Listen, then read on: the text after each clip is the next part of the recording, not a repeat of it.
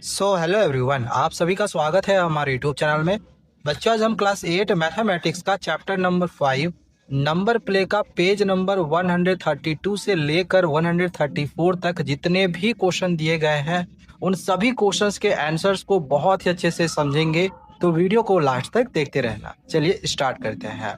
सबसे पहला वाला ये जो क्वेश्चन है नेक्स्ट पेज में यहाँ पर हमने लिखा हुआ है, इस क्वेश्चन को पहले हम यहाँ पे समझ लेते हैं। देखो, क्वेश्चन दिया गया है कि इफ यहाँ पर एक नंबर दिया गया है इज अ मल्टीपल ऑफ 9। यहाँ पर ये जो नंबर है ये 9 का मल्टीपल है। Where Z is a digit, ये जो जेड है यहाँ पर कोई भी एक यहाँ पर डिजिट हो सकता है।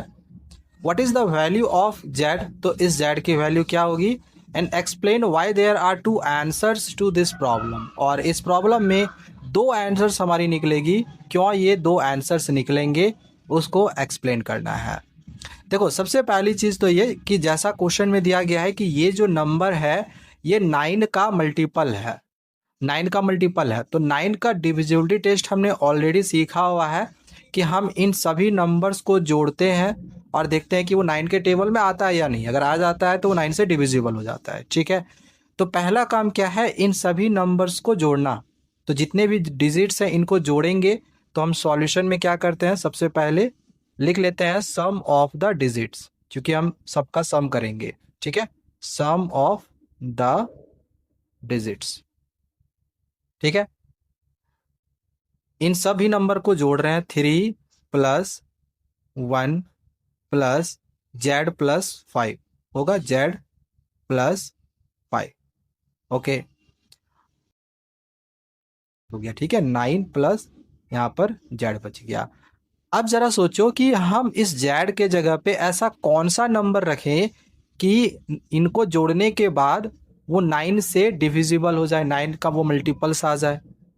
तो हम अगर यहाँ पे लिख लेते हैं if Z is equal to 0, अगर हम जेड के जगह पे 0 पुट करेंगे तो 9 + 0 9 हो जाएगा, यानी 9 से डिविजिबल हो जाएगा।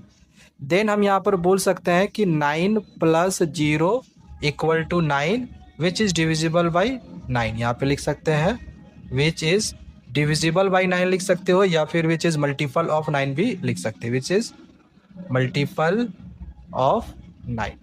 ठीक है, जो कि 9 के टेबल में आता है।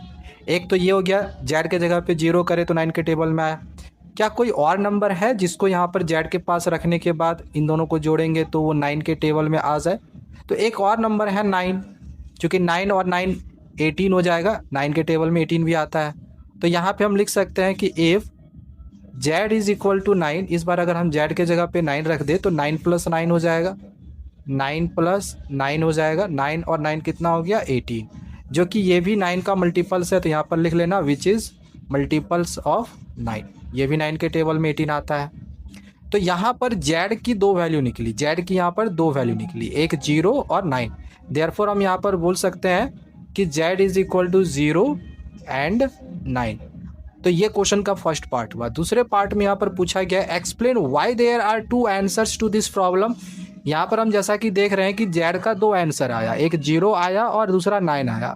तो ऐसा क्यों हो रहा है कि इसमें दो आंसर्स आ रहे हैं। तो इसमें ऐसा इसलिए हो रहा है, इसमें दो आंसर्स इसलिए आ रहे हैं क्योंकि देखो, याद रख लेना कि अगर कोई भी नंबर हो, जैसे यहाँ पर अगर हम एक नंबर ले लेते हैं, ठीक है, यहाँ पर हम एक नंबर ले लिए और यहाँ पे जेड डाल दिया। ठीक है, देखो इससे अलग नंबर हमने लिया हुआ है। अगर इन नंबर्स को जोड़ने के बाद 9 का मल्टीपल्स आता है, ठीक है, तो हमेशा यहाँ पर ये जो मिसिंग नंबर होगा उसके दो वैल्यूज होंगे। मतलब समझ में आ रहा है। इन सभी नंबर्स को जोड़ने के बाद अगर वो 9 का मल्टीपल्स आता है, जैसे कि यहाँ 5 4 9 9 4 13, अभी तो नहीं आएगा। ठीक है, कितना जोड़ने के बाद आएगा, यहाँ पर अगर हम 9 रख दे, चलो 9, तो 5 4 9 9 9 18।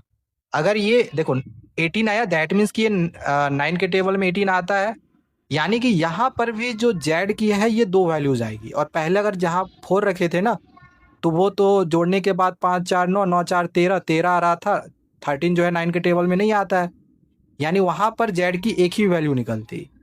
लेकिन अगर इनको जोड़ने के बाद 9 या फिर 9 का कोई भी मल्टीपल्स आ जाता है तो फिर वहाँ पर जो भी मिसिंग नंबर होगा उसके दो वैल्यूज निकलेंगे। ठीक है, समझ में आया। अब कोई सा भी नंबर ले लो, जैसे ले लिए 9, 8, 17, 18, 19, या फिर एक को हम यहाँ पर भी रख सकते हैं, बीच में भी रख सकते हैं। अब इन सभी नंबर को जोड़े तो 9, 8, 17, यहाँ पे 1 रखते हैं, ठीक है, क्योंकि 2 रखेंगे तो 19 आ जाएगा, 19 9 के टेबल में नहीं आता है, फिर एक ही वैल्यू निकलेगा। अभी यहाँ पर 9, 8, 17, 17 और एक कितना हो गया 18। अभी भी यहाँ पर 9 के 2 वैल्यूज निकलेंगे, एक के 2 वैल्यूज निकलेंगे, और वो 2 वैल्यूज कौन कौन सा होगा, वो कन्फर्म है कि वो वैल्यू 0 और 9 ही होगा, ठीक है, इसके अलावा कोई दूसरा वैल्यूज नहीं होगा। ठीक है, समझ में आया। तो हम यहाँ पर लिख लेंगे because when we add all the digits except Z. अगर हम इन सभी डिजिट्स को जोड़ेंगे, चूंकि हमें एक्सप्लेन करना था तो ये हमें लिखना पड़ेगा, ठीक है ना।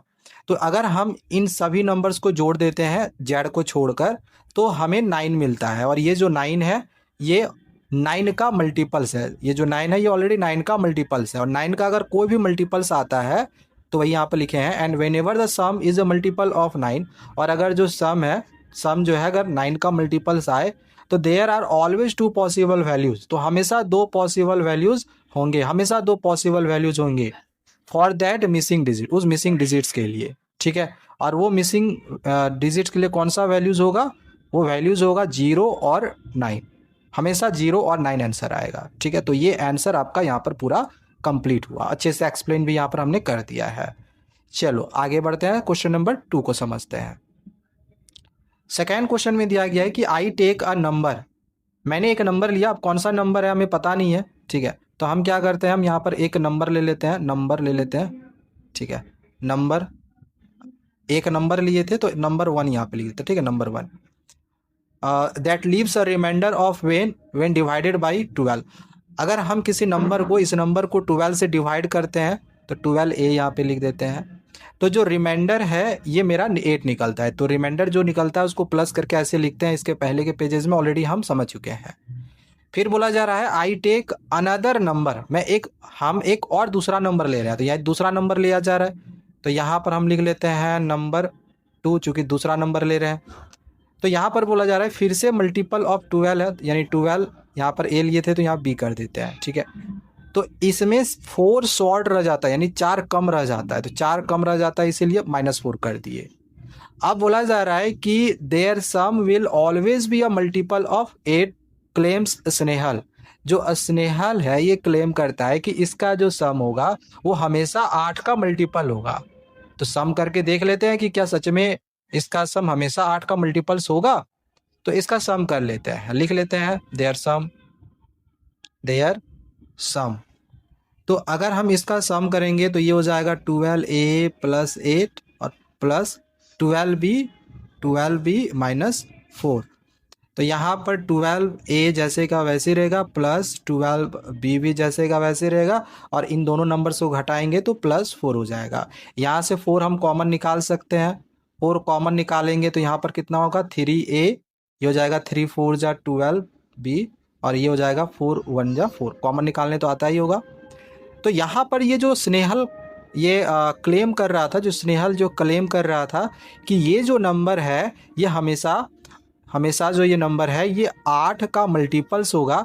तो क्या ये नंबर 8 का मल्टीपल्स आया? नहीं, ये जो नंबर है ये मेरा 4 का मल्टीपल्स आया। तो जो स्नेहल का क्लेम था ये क्या जो किया था क्लेम गलत था। ये जो क्लेम है ये रॉन्ग क्लेम किया था। तो यहाँ पर हम आंसर में इस तरह से लिखेंगे, क्योंकि यहाँ पर इसके क्लेम को एग्जामाइन करके जो भी आपका आंसर होगा उसको जस्टिफाई करना था। तो हम इस तरह से लिखेंगे कि his claim is not correct, इसका जो क्लेम है ये करेक्ट नहीं है, because the number we got, हमें यहाँ पर ये जो नंबर मिला ये 4 का डिविजिबल है, ये 4 का डिविजिबल है ना कि 8 का है। समझ में आया? तो इस तरह से आपको बना के दिखा देना है। क्वेश्चन समझ में आ गया? चलो आगे बढ़ते हैं। क्वेश्चन नंबर यहाँ पर 3 दिया गया है, when is the sum of 2 multiples of 3 a multiple of 6 and when is it not. देखो क्वेश्चन में क्या दिया गया है, अगर हम 3 का मल्टीपल्स लेते हैं और 3 के मल्टीपल्स का कोई भी 2 नंबर का सम लेते हैं, जैसे 3 का मल्टीपल्स अगर हम सपोज कर लो, एक हम ले लेते हैं 9 और दूसरा ले लेते हैं 15, ठीक है, ये 3 के टेबल में आता है ना, ओके। तो यहाँ पर एक हमने 9 ले लिया, हम अलग अलग इसमें केज ले लेंगे, इसमें केज 1 में हमने ले लिया 9 + 15, ओके। तो बोला जा रहा है कि अ मल्टीपल ऑफ 6, इसका जो सम होगा ये 6 का मल्टीपल होगा। तो इन दोनों को अगर हम जोड़ के देखें तो 9 5 14 कितना हो जाएगा 24। तो यहाँ पे हम लोग बोल सकते हैं विच is divisible by 6, which is divisible by 6। तो ये तो फिलहाल 6 से डिविजिबल है। हम दूसरा केस और ले लेते हैं, दूसरा एक और केस लेते हैं। इस केस में हम 3 का 2 मल्टीपल्स फिर लेंगे। एक यहाँ पर हम मल्टीपल सपोज करो ले लेते हैं, इस बार हम यहाँ पर ले लेते हैं 27 और यहाँ पर हम ले लेते हैं 3, क्योंकि दोनों 3 के टेबल में आता है ना। तो यहाँ पर दोनों को जोड़ेंगे तो कितना होगा 30, जो कि ये भी 6 का मल्टीपल से 3 के टेबल में ये भी आता है ना। डिविजिबल बाई 6 लिख सकते हो या फिर which is a multiple of 6 भी लिख सकते हो। तो ये दोनों केस में मेरा सही आ रहा है। तीसरा केस एक और हम यहाँ पर देख लेते हैं। यहाँ पर हम क्या करते हैं 3 का मल्टीपल सम ले लेते हैं, जैसे कि 12, 3 के टेबल में 12 तो आता ही है। और हम 3 का एक और नंबर यहाँ पर ले लेते हैं, जैसे कि हम एक दूसरा नंबर यहाँ पर ले लेते हैं लाइक 24, क्योंकि ये दोनों भी 3 के टेबल में आता है। 3 4 जा 12 और 3 8 जा 24। अब अगर हम इन दोनों को जोड़े तो 4 2 6 और 2 और 1 3, कितना आ जाएगा 36। और ये जो 36 है ये भी 6 के टेबल में आता है, ये भी 6 के टेबल में आता है। ठीक है, एक हम और फोर्थ केस और ले लेते हैं। यहाँ पर हम एक 6 का मल्टीपल्स ले लेते हैं, 3 का मल्टीपल्स हमें लेना था ना, 3 के मल्टीपल्स का सम लेना था। तो 3 का हम एक यहाँ पर मल्टीपल्स ले लिए 6 और दूसरा यहाँ पर मल्टीपल्स ले लेते हैं 3 का 12। इन दोनों को जोड़ेंगे तो 18 होगा। अब यहाँ पर भी देखा जाए तो ये भी 6 के टेबल में आएगा, ये भी 6 के टेबल में आएगा। तो भाई अभी तक तो जितना भी नंबर सम ले रहे थे सारे में 6 से डिविजिबल हो रहा था। अच्छा, पांचवा केस भी लेके देखते हैं। यहाँ पर हम एक 3 का मल्टीपल्स ले लेते हैं 9 और दूसरा ले लेते हैं इस बार हम यहाँ पर 18। ठीक है, अब अगर हम इन दोनों को जोड़ेंगे तो यहाँ पर आ जाएगा 27। ठीक है, जो कि ये हम लोग यहाँ पर से चीज़ नॉट, जो कि ये डिविजिबल नहीं है 6 का, क्योंकि 6 के टेबल में 27 नहीं आता है। एक और हम अगर छठा केस ले ले तो यहाँ पर अगर हम ले लेते हैं जैसे 21, 3 के टेबल 21 तो आता ही है और 3 के टेबल में 24 भी आता है। ठीक है, चलो तो इन दोनों को जोड़ेंगे तो 4 1 5 2 2 4 कितना हो जाएगा 45। तो ये भी जो 45 है 6 के टेबल में नहीं आता है, नॉट अ मल्टीपल ऑफ 6 या फिर which is not divisible by 6। ठीक है, तो यहाँ पर इन दोनों के केस में 3 के मल्टीपल्स को जोड़ने के बाद ये जो नंबर्स यहाँ पर मिला ये 6 का मल्टीपल्स या फिर 6 से डिविजिबल नहीं हुआ। तो आप यहाँ पर इस पैटर्न को ऑब्जर्व करो, चूँकि यहाँ पर हमें एक पैटर्न मतलब जनरलाइज करने के लिए बोला गया था, तो हमें एक पैटर्न पहले बना लिए। अब अगर आप इस पैटर्न को थोड़ा सा ऑब्जर्व करो तो आपको यहाँ पर देखने को मिल रहा होगा कि देखो फर्स्ट केस में क्या हुआ था कि हमने 2 ऑड नंबर से लिया था 3 के मल्टीपल्स का। 3 के मल्टीपल्स का हमने अगर 2 ऑड नंबर लिया तो ये जो नंबर है ये 6 से डिविजिबल हो गया। दूसरे केस में भी हमने ऑड नंबर ही लिया था 3 के मल्टीपल्स का, यहाँ पर भी 6 से डिविजिबल हुआ। सेकेंड केस में हमने 3 के मल्टीपल्स का 2 इवन नंबर लिया, ये भी डिविजिबल हो गया। फिर से हमने 6 के मल्टीपल्स का 2 इवन नंबर लिया, ये भी 6 से डिविजिबल हुआ। लेकिन जैसे ही हम एक ऑड और एक इवन ले रहे हैं तो डिविजिबल 6 से नहीं हो रहा है। यहाँ पर भी हमने एक ऑड नंबर लिया और एक इवन नंबर लिया और इसका सम कर रहे हैं तो फिर ये 6 से डिविजिबल नहीं हो रहा है। समझ में आ रहा है?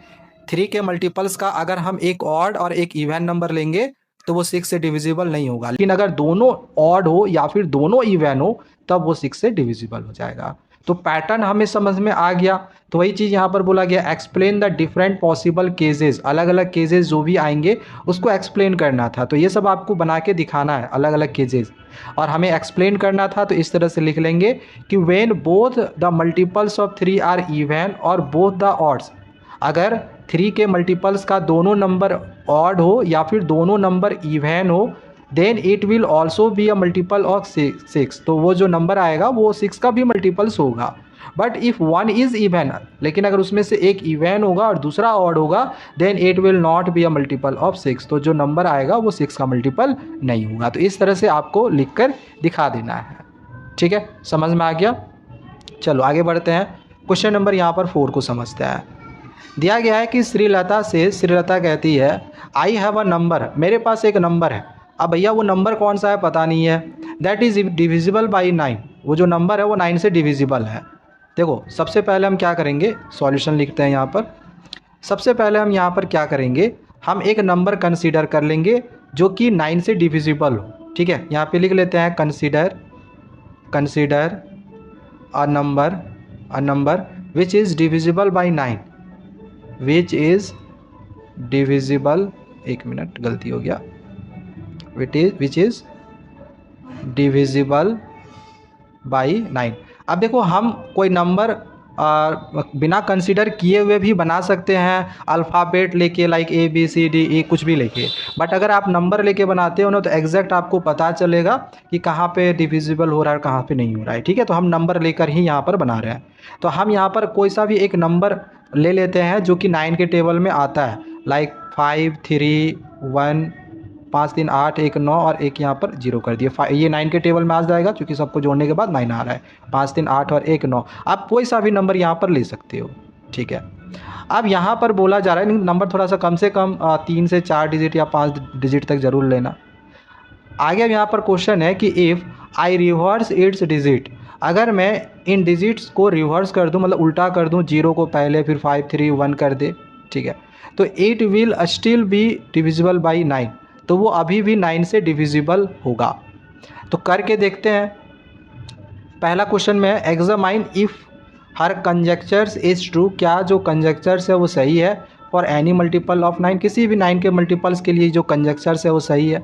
तो पहले हम नंबर को रिवर्स कर लेते हैं, नंबर्स को। तो after reversing the number, after लिखेंगे आफ्टर रिवर्सिंग द नंबर को रिवर्स करने के बाद क्या आएगा, 0 पहले आएगा, फिर 1 आएगा, 3 आएगा, फिर 5 आएगा। ठीक है, अब इन सब को अगर हम जोड़ेंगे, यहीं पे जोड़ दो। ठीक है, प्लस का साइन कर दो।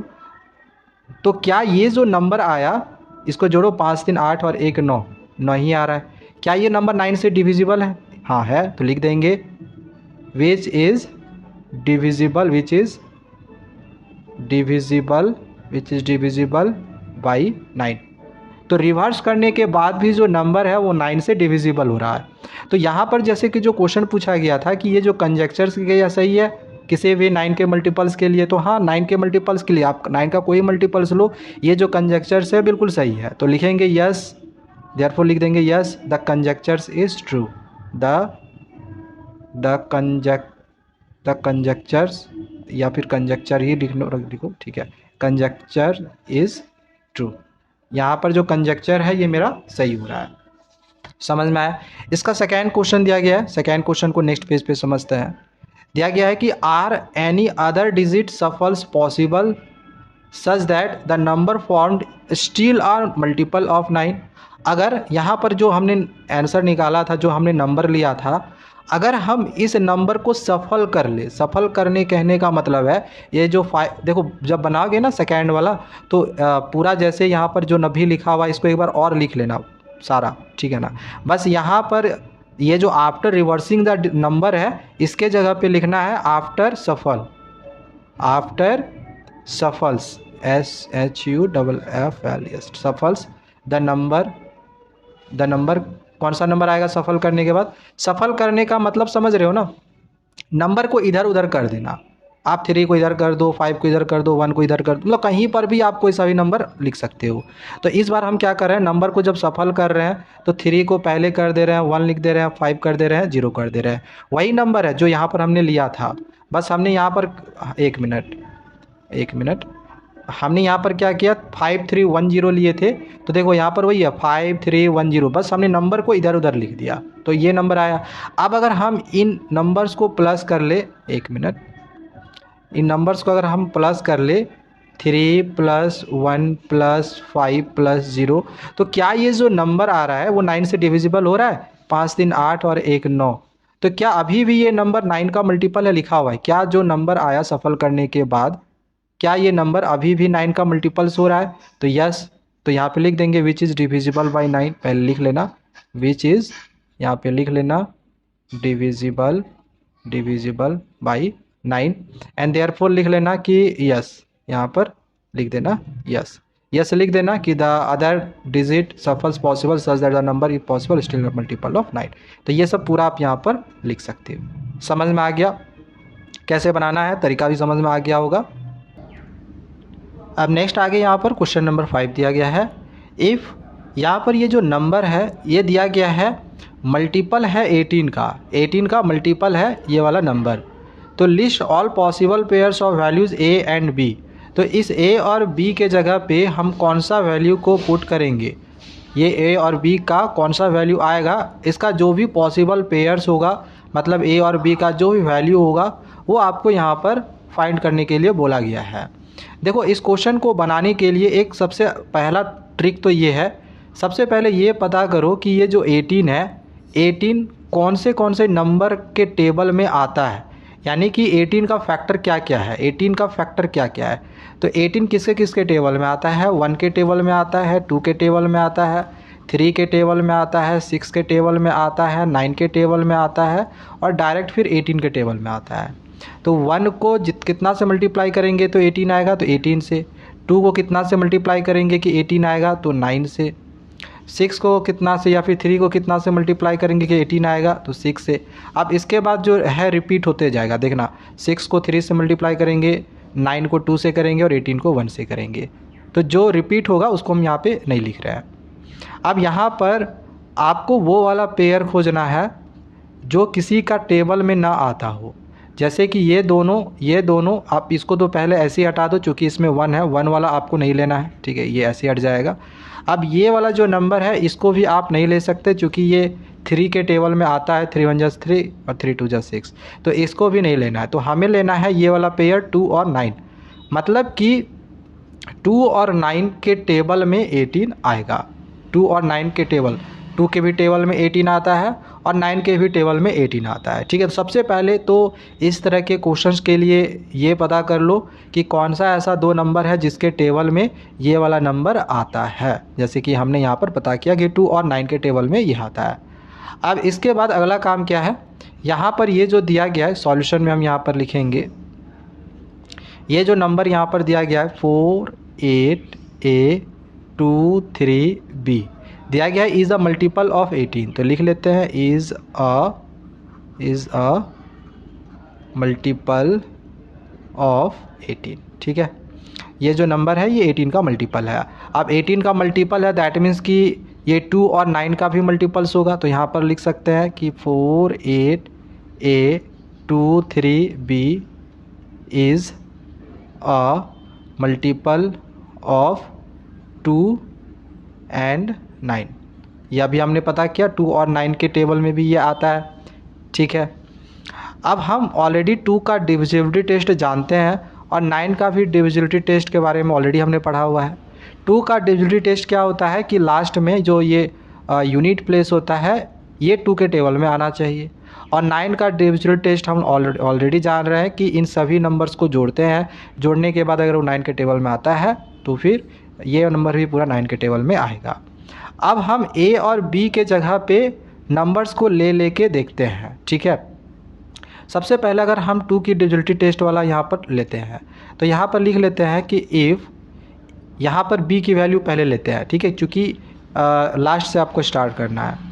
अगर हम बी का वैल्यू जो 2 के टेबल में आए वो कौन सा होगा, 0 हो सकता है ना। तो अगर हम बी का वैल्यू 0 ले तो ए की वैल्यू क्या होगी। अब इसके लिए 9 का डिविजिबिलिटी टेस्ट हमें करना पड़ेगा। डिविजिबिलिटी टेस्ट के लिए इन सब को ऐड करना पड़ेगा, तो ऐड इसको आप रफ में करना, ठीक है। जैसे यहाँ पर 4 + 8 + A + 2 + 3 प्लस और b के जगह पे हमने यहाँ पर 0 माना है। इन सभी नंबर्स को हमने यहाँ पर प्लस कर दिया। अब ये हो गया 8 और 4 12, 12 और 2 14, 14 और 3 17 और यहाँ पर है a, मतलब 17 + a आया। अब बताओ a में ऐसा कौन सा वैल्यू रखे कि ये 9 के टेबल में आएगा। चूँकि हम 2 का डिविजिबिलिटी टेस्ट के लिए ऑलरेडी हम b का वैल्यू 0 ले चुके हैं। अब a के लिए हम कौन सा ऐसा वैल्यू ले कि वो 9 के टेबल में आ जाएगा। तो अगर हम a के जगह पे 1 ले तो 17 और 1 18 हो जाएगा, जो कि 9 के टेबल में ये आएगा। तो ऑब्वियस ही बात है यहाँ पर a का वैल्यू क्या होगा, ए का वैल्यू हम यहाँ पर 1 रख रहे हैं तो ए का वैल्यू 1 आएगा। तो यहाँ पे वही चीज़ लिख रहे हैं, if B is equal to 0 and A is equal to 1, ठीक है। देन ये वाला जो पूरा नंबर है 4 8 और ए के जगह पे जो वैल्यू पुट कर दो 1, फिर आगे है 2 3 और बी के जगह पे जो वैल्यू हमने रखा 0, ठीक है। इस तरह से लिखेंगे इज़ डिविजिबल बाई 44। तो ये जो नंबर 18 है ना, सॉरी 18 है, डिविजिबल बाई 18। ये जो नंबर है 18 से डिविजिबल होगा, 18 से डिविजिबल दैट में वही है 2 और 9 से डिविजिबल हो जाएगा। अब चाहो तो इस नंबर को कैलकुलेटर से डिवाइड करके भी देख सकते हो, ये जो नंबर होगा देख लेना ये 18 से डिविजिबल हो जाएगा, ठीक है। तो ये हमने देख लो, ये हमने एक पहला पेयर निकाला हुआ है। अगर अभी हमें आगे और भी अगर पेयर निकालना है तो सेम इसी प्रकार से अब हम क्या करेंगे, इस बी के जगह पे फिर से अब हम ऐसा वैल्यू लेंगे लास्ट में यहाँ पर जो 2 के टेबल में आए। अभी यहाँ पर 0 लिए थे, इस बार हम b का वैल्यू 2 ले लेते हैं, 2 के टेबल में तो 2 आ जाएगा ना। तो a का वैल्यू क्या होगा, इसके लिए फिर से हमें यहाँ पर निकालना पड़ेगा, फिर से हमें सबको ऐड करना पड़ेगा, 4 + 8 + a + 2 + 3 प्लस b के जगह पे इस बार हमने 2 माना है। अब इन सबको ऐड करो, ये 8 और 4 हो गया 12, 12 और 2 हो गया 14, 14 3 हो गया 17, 17 और 2 कितना हो गया 19 और प्लस a यहाँ पर बच गया। अब बताओ हम इस a के जगह पे कौन सा ऐसा वैल्यू को पुट करें और दोनों को जोड़े कि वो 9 के टेबल में आएगा। तो 9 का जो टेबल होगा आपको पता है, 9 × 1 = 9, 9 × 2 = 80, 9 × 3 = 27 होता है। तो 19 के बाद जो नंबर आएगा 27 आएगा, तो 19 में कितना जोड़ेंगे 27 आएगा। अगर हम 9 में 8 जोड़ देंगे 27 आ जाएगा ना, ठीक है। तो यहाँ पर a का वैल्यू कितना हो जाएगा, a का वैल्यू हो जाएगा 8, समझ में आया। चलो तो यहाँ पर a के जगह पे 8 लिख देते हैं, ठीक है, ये वाला। तो ये एक और पेयर मिल जाएगा। देन यहाँ पर हो जाएगा, यहाँ पर फिर से लिखेंगे 4 8 और इस बार a का वैल्यू हमने यहाँ पर 8 माना है, 8 लिखेंगे, फिर 2 3 और b के जगह पे वैल्यू हमने इस बार 2 माना है, यहाँ पे 2 लिखेंगे, इज़ डिविजिबल बाई 18, ठीक है। ये नंबर भी 18 से डिविजिबल हो जाएगा। इसी प्रकार से अगला पेयर भी अब हम निकाल सकते हैं, जितने भी पॉसिबल पेयर्स होंगे सब निकालना है। तो अब अगर हम यहाँ पर पहले हमने 0 लिया, फिर 2 लिया जो 2 के टेबल में आता है, तो अब हम यहाँ पर 4 लेंगे, ठीक है। तो अब हम यहाँ पर b का वैल्यू 4 ले लेते हैं, ये भी एक पेयर मेरा निकल जाएगा, ठीक है। तो फिर से अब हमें यहाँ पर 9 की डिविजिबिलिटी टेस्ट के लिए फिर से सबको ऐड करना पड़ेगा जिससे कि a का वैल्यू आएगा। तो फिर से यहाँ पर 4 + 8 + a + 2 + 3 प्लस b के जगह पे अब हम यहाँ पर 4 पुट करेंगे, ठीक है ना। ये काम जो रेड में मैं कर रहा हूँ ना, इस चीज़ को आपको रफ में करना है। फिर से यहाँ पर वही जोड़ेंगे, वैसे ही नंबर आएगा 8 4 12, 12 2 14, 17, 17 और 4 हो जाएगा 21 प्लस a। अब 9 के टेबल में इसके बाद जो नंबर आ रहा था वो रहा था 27। तो 27 में हम 6 जोड़े, मतलब 21 में 6 जोड़ेंगे तो 9 के टेबल में जो नंबर आ रहा था वो आ रहा था 27। तो 21 में हम 6 जोड़ेंगे तो 27 आ जाएगा। तो ऑब्वियस सी बात है, इस बार a का वैल्यू कितना हो जाएगा 6, यहाँ पर a का वैल्यू आ जाएगा 6, ठीक है। And a is equal to 6।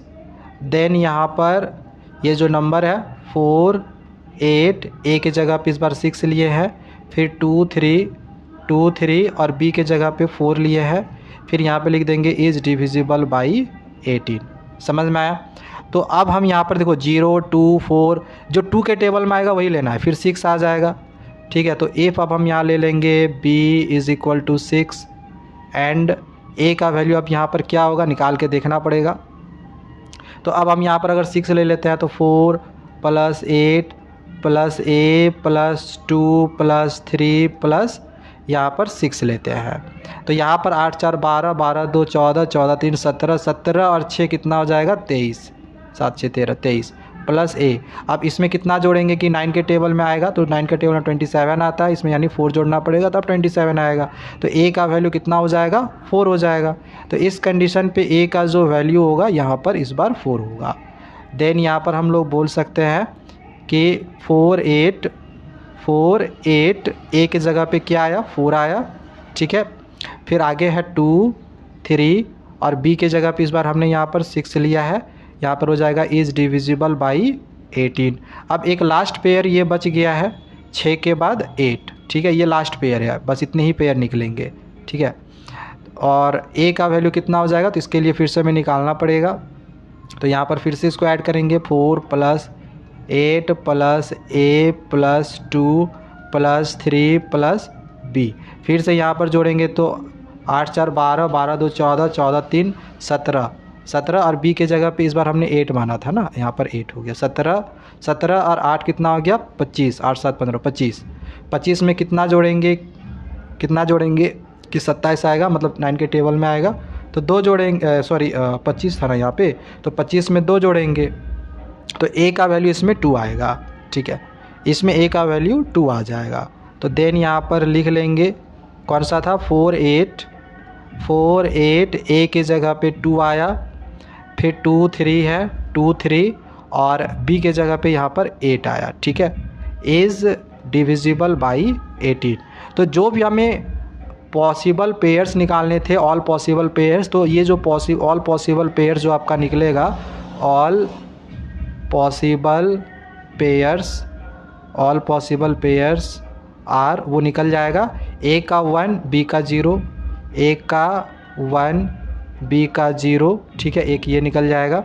फिर ए का 8 बी का 2, ए का 8 और बी का 2, इस तरह करके बाकी जितने भी पॉसिबल पेयर्स थे, यहाँ पर जितने भी पॉसिबल पेयर्स है इसको लिख लेना, ठीक है। मैं यहाँ पर आपके लिए समय बचा रहा हूँ ताकि वीडियो ज़्यादा लंबी नहीं हो, ठीक है। तो ये सब जितने भी पॉसिबल पेयर्स है जैसे मैंने यहाँ पर लिखा, बाकी को भी लिख लेना, हो जाएगा, कोई दिक्कत नहीं है। चलो आगे बढ़ते हैं। अब यहाँ पर अगला क्वेश्चन नंबर 6 दिया गया है, सेम उसी टाइप का क्वेश्चन है, बस इस क्वेश्चन में अलग क्या है, यहाँ पर डिविजिबल है 44 का। इसके पहले वाले क्वेश्चन में जो डिविजिबिलिटी टेस्ट थी, मतलब डिविजल बोला गया था, वो 18 बोला गया था। और यहाँ पर भी वैसे ही हमें सारे पॉसिबल पेयर्स लिखने हैं p और q के। यहाँ पर भी वही काम करेंगे। पहला काम हम पहले क्या करेंगे कि 44 किसका फैक्टर है, इसका फैक्टर क्या क्या होता है, तो 1 वाला लेना नहीं है, ठीक है, 1 को छोड़ के 2 के टेबल में ये आएगा डायरेक्ट, फिर 4 मतलब प्राइम फैक्टर हम लोग लेते हैं ना, प्राइम फैक्टर लेना, 44 किसका टेबल में आएगा, जैसे चलो ठीक है सारे फैक्टर ले लेते हैं, किसी टेबल में आता है, 2 के टेबल में आता है, 4 के टेबल में आता है, 11 के टेबल में आएगा और डायरेक्ट फिर 44 के टेबल में आएगा, और 22 का टेबल में आएगा एक, ठीक है ना, और फिर डायरेक्ट 44 का टेबल में आएगा, यही होगा। अब हमें वो दोनों पेयर लेने हैं, जैसे 2 आया, ठीक है, 2 के टेबल में कितना बार से मल्टीप्लाई करेंगे, 44 आएगा, 22, फिर इसके बाद 4 अगर लिए, 4 को कितना से मल्टीप्लाई करेंगे तो 44 आएगा, तो 11 को भी 4 से मल्टीप्लाई करेंगे तो ये उल्टा हो जाएगा, यही रहने देते हैं, 22 और 2 वाला रिपीट होगा, इसको रहने देते हैं, और 44 वाला लेना नहीं है क्योंकि ये 1 से मल्टीप्लाई होता है, ठीक है, इसको हटा दो। अब बता ये दोनों में से कौन सा आप लोगे, इसको नहीं ले सकते, क्यों, क्योंकि ये दोनों 2 के टेबल में आता है, तो आपको ऐसा पेयर लेना है जो 2 के मतलब किसी के भी टेबल में नहीं आए, जैसे 4 और 11 ये दोनों किसी के टेबल में नहीं आता है, हालांकि ये 2 के टेबल में आता है, लेकिन दोनों आना चाहिए, दोनों किसी के टेबल में आता है, नहीं, दोनों किसी के टेबल में नहीं आता है ना, मतलब 4 और 11 इसका पेयर होगा, समझ में आया। मतलब 4 और 11 एक ऐसा नंबर है, 4 और 11 एक ऐसा नंबर है जो कि ये दोनों 44 इन दोनों के टेबल में आता है, इन दोनों के टेबल में 44 आता है, 4 के टेबल में भी, 11 के टेबल में भी, ठीक है। अब यहाँ पर जैसे मैंने पिछला क्वेश्चन बनाया था सेम वैसे ही करना है, सॉल्यूशन लिखना है, ठीक है, और यहाँ से स्टार्ट करना है कि 3p7q8 इज़ डिविजिबल बाई 44। अगर ये 44 से डिविजिबल है दैट मीन्स कि हम यहाँ पर बोल सकते हैं कि 3p7q8 इज़ डिविजिबल बाई कितना था यहाँ पर, 1 मिनट, 4 × 11 था ना, 4 × 11, ठीक है, जो हमने निकाला था 4 और 11 निकाला था, 11 × 4 भी कर सकते हो, कोई दिक्कत नहीं है। अब यहाँ पर 4 और 11 की डिविजिबिलिटी टेस्ट से ये क्वेश्चन बनेगा, ठीक है ना। तो अब हम अगर मान के चलो लिख लेते हैं कि इफ़ आपको यहाँ पर q के जगह पे कुछ ऐसा नंबर लेना है, q के जगह पे कुछ ऐसा नंबर लेना है, नंबर आपको हमेशा याद रखना है 0 से 9 तक ही लेना है, ठीक है, 0 से 9 तक। तो Q के जगह पे 0 से 9 तक में बीच में कुछ ऐसा नंबर लो जो कि 4 के टेबल में आ जाए, क्योंकि 4 का डिविजिबिलिटी टेस्ट होता है कि लास्ट के 2 नंबर्स 4 के टेबल में आने चाहिए। ठीक है, तो यहाँ पर अगर हम Q के जगह पे 0 ले ले तो ये 4 के टेबल में आ जाएगा, मतलब कि हम Q का वैल्यू 0 ले रहे हैं। तो यहाँ पर लिखेंगे if Q is equal to 0 and P is equal to, P का वैल्यू अब कितना लेंगे, तो इसके लिए 11 की डिविजिबिलिटी टेस्ट लेंगे। अच्छा, 11 की डिविजिबिलिटी टेस्ट क्या होती है, तो ये जो नंबर हमने यहाँ पर लिखा हुआ है 3P 7Q और 8 जो मेरा नंबर आया है 8। अच्छा, Q का वैल्यू तो हम ऑलरेडी ले चुके हैं 0, तो इसके जगह पे हम ले लो 0 ले लो। ठीक है, तो क्या करना है, यहाँ से प्लस स्टार्ट कर दो, यहाँ माइनस करो, फिर यहाँ प्लस करो, यहाँ पे माइनस करो। ये आपका 11 का डिविजिबिलिटी टेस्ट हो जाता है। ठीक है, अब इसमें देखो ये प्लस में है, ये प्लस में है, ये प्लस में है, इन तीनों को ऐड कर दो तो 7 3 और 7 10, 10 और 8 हो गया 18। ठीक है, और इन दोनों को अगर हम माइनस माइनस प्लस करेंगे तो खैर ये तो 0 है तो ये तो कुछ घटेगा नहीं, बाकी यहाँ पर मेरा बच गया P। ठीक है ना, मतलब जितने भी नंबर्स थे इन सभी को प्लस माइनस किए तो मेरा 18 आया और यहाँ बच गया -P। अब ज़रा सोचो कि P के जगह पे हम ऐसा कौन सा नंबर ले कि वो अब 11 के टेबल में आएगा, तो घटाना है। ठीक है ना, तो 11 1 जा 11 होता है, तो 18 में कितना घटाएंगे कि 11 आएगा, तो 18 में हम 7 घटाएंगे तो 11 आ जाएगा, जो कि ये 11 के टेबल में आएगा। तो ऑब्वियस सी बात है P का वैल्यू कितना होगा 7। तो यहाँ पे हम P की वैल्यू कितना लेंगे 7, तो ये मेरा एक पेयर बन जाएगा P और Q का। देन ये जो नंबर था, ठीक है 3, P के जगह पे हम कितना ले रहे हैं 7 ले रहे हैं, इसके बाद है 7, इसके बाद Q के जगह पे कौन सा नंबर ले रहे हैं 0 ले रहे हैं, और इसके बाद फिर यहाँ पर दिया गया है 8। ये जो नंबर है लिख देंगे इज़ डिविजिबल बाई 44, क्योंकि 44 का इसमें बोला था। ठीक है, तो एक तो पेयर मेरा यहाँ पर आ गया, दूसरा पेयर ले लेते हैं। अब यहाँ पर फिर से हमें कुछ ऐसा नंबर लेना है Q का जो कि ये 4 के टेबल में आ जाए।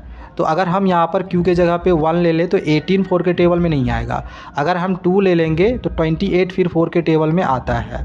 तो ऑब्वियस सी बात है यहाँ पर Q का वैल्यू जो लेंगे हम, यहाँ पर Q का जो वैल्यू लेंगे वो लेंगे 2। तो फिर P का वैल्यू अब कितना होगा, तो इसके लिए हम यहाँ पर फिर से 11 की डिविजिबिलिटी टेस्ट करेंगे। यहाँ पर 3 है, फिर इसके बाद P था, फिर 7 है, फिर Q है और फिर 8 है। ऐसे था, यहाँ पर देख लो 3P 7Q 8 वही लिखे हुए हैं। अच्छा, Q का वैल्यू यहाँ पर हमने 2 लिया है, तो इसके जगह पे हम 2 लिख लेंगे। ठीक है, 2 Q के जगह पे 2 और 8। अब जैसे कि मैंने 11 का डिविजिबिलिटी टेस्ट बताया था, यहाँ प्लस करना है, यहाँ माइनस, यहाँ प्लस करना है, यहाँ पे माइनस करना है। अब प्लस वाला सारा जोड़ दो, 7 3 और 7 10, 10 और 8 18, 18 में 2 घटाएंगे तो कितना हो जाएगा 16, 16 माइनस P। अब P में ऐसा कौन सा वैल्यू रखे कि वो 11 के टेबल में आ जाएगा, तो P में अगर हम 5 रख देंगे तो 16 माइनस 5 11 हो जाएगा और 11 11 के टेबल में आएगा। तो P के जगह पे इस बार कितना आया 5, तो यहाँ पर हम P बराबर कितना लिख देंगे 5। देन यहाँ पर हो जाएगा कि 3, स्टार्टिंग में 3 है, फिर है P के जगह पे इस बार हमने 5 लिया था, फिर आगे है 7, Q के जगह पे इस बार हमने 2 लिया था और फिर इसके बाद आया 8। फिर यहाँ पर हो जाएगा इज़ डिविजिबल बाई 44। समझ में आया। फिर अब हम अगला पेयर लेते हैं, if Q is equal to, अब यहाँ पर कौन सा ऐसा नंबर ले, अब यहाँ पर देख लो, अब ऐसा हम यहाँ पर कौन सा नंबर ले Q के जगह पे कि ये 4 से डिविजिबल हो जाएगा। पहले हमने 0 लिया, फिर 2 लिया, ठीक है, 1 भी लिए थे, नहीं हुआ था। 3 अगर लेंगे 38 4 के टेबल में नहीं आएगा, फिर इसके बाद 4 लेंगे तो 48 4 के टेबल में फिर आ जाएगा। यानी कि इस बार Q का वैल्यू कितना होगा 4 होगा। ठीक है, Q का वैल्यू इस बार 4 होगा।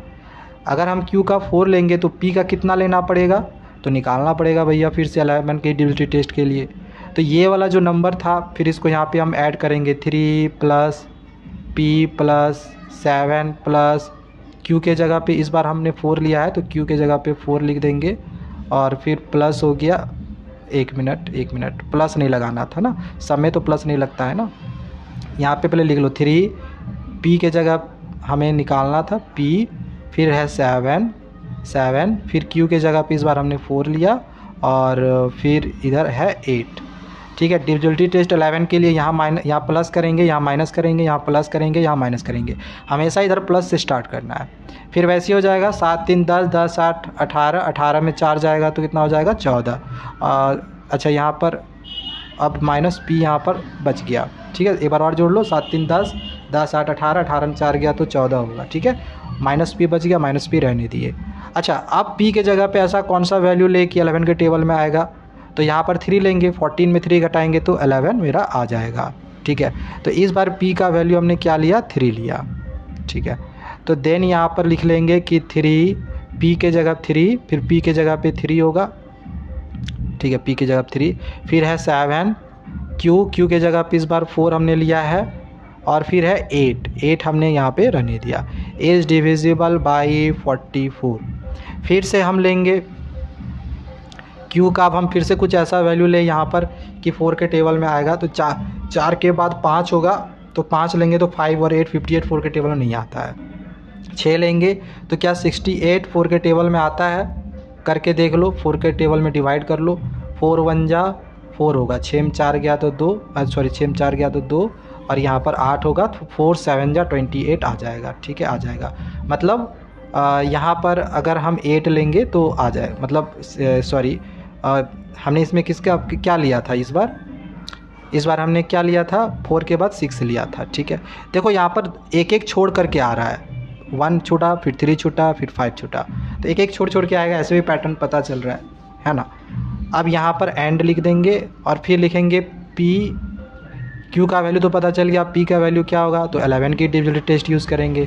फिर इन सभी नंबर्स को यहाँ पर लिखेंगे 3, p के जगह पे p रहने देंगे, फिर 7 है 7 लिख देंगे, q के जगह पे 6 है, और लास्ट में 8 रहने देंगे। स्टार्ट करेंगे डिविजिबिलिटी टेस्ट 11 के लिए, प्लस माइनस प्लस माइनस। अब सारे प्लस वाले को जोड़ते हैं, 7 3 और 7 10, 10 और 8 18, 18 में 6 जाएगा, 18 में 6 जाएगा तो कितना हो जाएगा 12। अब 12 माइनस, यहाँ माइनस पी बच गया ना।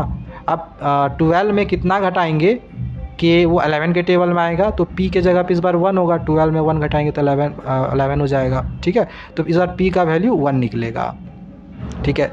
इस बार p का वैल्यू मेरा 1 निकल गया। तो इस बार फिर हम लिखेंगे देन 3, p के जगह पे 1 पुट कर देंगे, फिर आगे है, देखो आगे 7 है 7 लिख दिया, फिर q है, q के जगह पे 6 पुट कर देंगे, और फिर लास्ट में 8 है, यहाँ पे लिख देंगे इज़ डिविजिबल बाई 44। समझ में आया।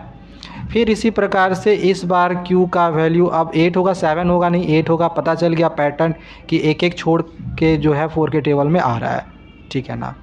और इस बार यहाँ पर अब क्या हो जाएगा p का वैल्यू, अब इसका भी अगर आप पैटर्न देखो तो आपको पैटर्न से भी समझ में आ जाएगा, आपको बार बार 11 की डिविजिबिलिटी टेस्ट करने की ज़रूरत नहीं पड़ेगी, ठीक है ना। ये मैंने आपको समझाने के लिए बताया, अगर आप दो तीन बार ऐसे निकाल लेते हो तो ये सब आपको ऑटोमेटिक निकल जाएगा। जैसे कि यहाँ पर देखो 7 आया, 5 आया, 3 आया, फिर 1 आया। अब सोचो कि यहाँ पर क्या आ सकता है, देखो समझते हैं, करके देख ही लेते हैं, ज़्यादा अच्छा रहेगा। तो यहाँ पर हम ये जो नंबर्स था, इस नंबर को फिर से हम यहाँ पर लिख लेते हैं 3, p के जगह पे p रहने देंगे, फिर आगे है 7 q, 7 और q के जगह पे इस बार हमने 8 लिया है, और लास्ट में बच गया मेरा 8। अब यहाँ पर फिर से प्लस माइनस करेंगे, ठीक है। अब फिर से जोड़ो, 7 और 3 10, 10 और 8 18, ठीक है ना। यहाँ पर देख लो 18 में 8 जाएगा, तो फिर देखो ध्यान देना एक बार, 18 ध्यान दो, 7 3 10, 10 8 18, 18 में 8 जाएगा तो 10 बचेगा, और 10 माइनस p है, ऐसे है। तो अब अगर आप p के जगह पे अगर कोई सा वैल्यू अगर सर रखते हो, कौन सा ऐसा वैल्यू रखते हो कि वो 11 के टेबल में आएगा, तो इस बार p के जगह पे आपको क्या वैल्यू रखना पड़ेगा, ज़रा सोचो। आप यहाँ पर अगर p के जगह पे 0 रख दोगे तो 10 हो जाएगा, जो कि 11 के टेबल में नहीं आएगा। आपको p के जगह पे 0 से लेकर 9 तक ही नंबर्स रखने हैं, आप डबल डिजिट नंबर भी नहीं रख सकते हो, ऐसा नहीं 10 रख दिए, 10 आप नहीं रख सकते हो, ठीक है। तो अगर आप यहाँ पर सोचोगे p के जगह पे 1 रखे तो 10 माइनस 1 9 होगा, अगर 2 रखेंगे तो 10 माइनस 2 8 होगा, जो कि 11 के टेबल में नहीं आएगा। 3 रखेंगे तो 7 होगा, 4 रखेंगे तो 6 होगा, 5 रखेंगे तो 5 होगा, इसी तरह से 6 रखेंगे तो 4 होगा, तो अब p के जगह पे कोई भी वैल्यू रख रहे हो ना तो वो 11 के टेबल में नहीं आएगा, मतलब कि आगे जो पॉसिबल नंबर्स है ये नहीं हो सकता है। इससे क्या पता चला कि आगे का पॉसिबल नंबर्स ये हो ही नहीं सकता है, भले ये हम लेंगे लेकिन p का वैल्यू नहीं निकलेगा। तो इस वजह से हम क्या करेंगे, ये वाला जो पॉसिबल हमें पॉसिबल नंबर्स निकालने थे उसमें इतना ही तक होगा, नीचे वाला नहीं होगा। ठीक है, पॉसिबल नंबर्स मेरा इतना ही निकल जाएगा। समझ में आया?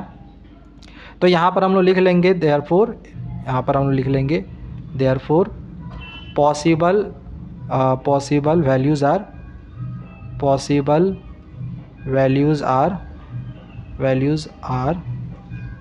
कौन कौन सा हो जाएगा। स्टार्टिंग से करेंगे, p का वैल्यू 7, p बराबर 7, q बराबर 0, q बराबर 0, ये एक हो गया।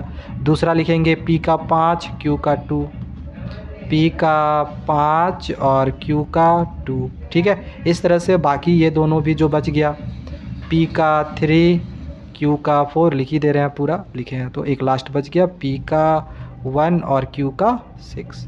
तो इस तरह से आपका ये 4 पॉसिबल वैल्यूज़ निकलेगा। ठीक है, पांचवा वाला पॉसिबल वैल्यूज़ पॉसिबल नहीं था, इस वजह से ये चारों निकला। तो बस ये आपका क्वेश्चन नंबर 6 कंप्लीट हुआ। नेक्स्ट अब आगे यहाँ पर क्वेश्चन नंबर 7 है, दिया गया कि फाइंड 3 कंजिक्यूटिव नंबर्स, 3 लगातार नंबर्स हमें फाइंड करने हैं, सच that the first number is a multiple of 2। First जो नंबर है ये 2 का मल्टीपल्स होना चाहिए। The second number is a multiple of 3, second number 3 का मल्टीपल्स होना चाहिए। And the third number is a multiple of 4, और ये जो थर्ड नंबर है ये 4 का मल्टीपल्स होना चाहिए। मतलब फर्स्ट नंबर 2 के टेबल से आना चाहिए जो कि ये आ रहा है, सेकेंड नंबर 3 के टेबल में आना चाहिए जो कि ये आ रहा है, और ये थर्ड नंबर है ये 4 के टेबल में आना चाहिए जो कि ये आ रहा है। तो हमें यहाँ पर जो 3 कंजिक्यूटिव यानी कि 3 लगातार नंबर्स फाइंड करने थे तो वो हम यहाँ पे फाइंड कर चुके हैं। बट क्वेश्चन में यहाँ पर पूछा गया है कि are there more such numbers, क्या और भी ऐसे नंबर्स लिखे जा सकते हैं। अब देखो, जैसा कि क्वेश्चन में बोला गया था कि फर्स्ट नंबर 2 का मल्टीपल्स होना चाहिए, तो हम 2 का मल्टीपल्स में 6 भी लिख सकते हैं, 4 भी लिख सकते हैं, है ना।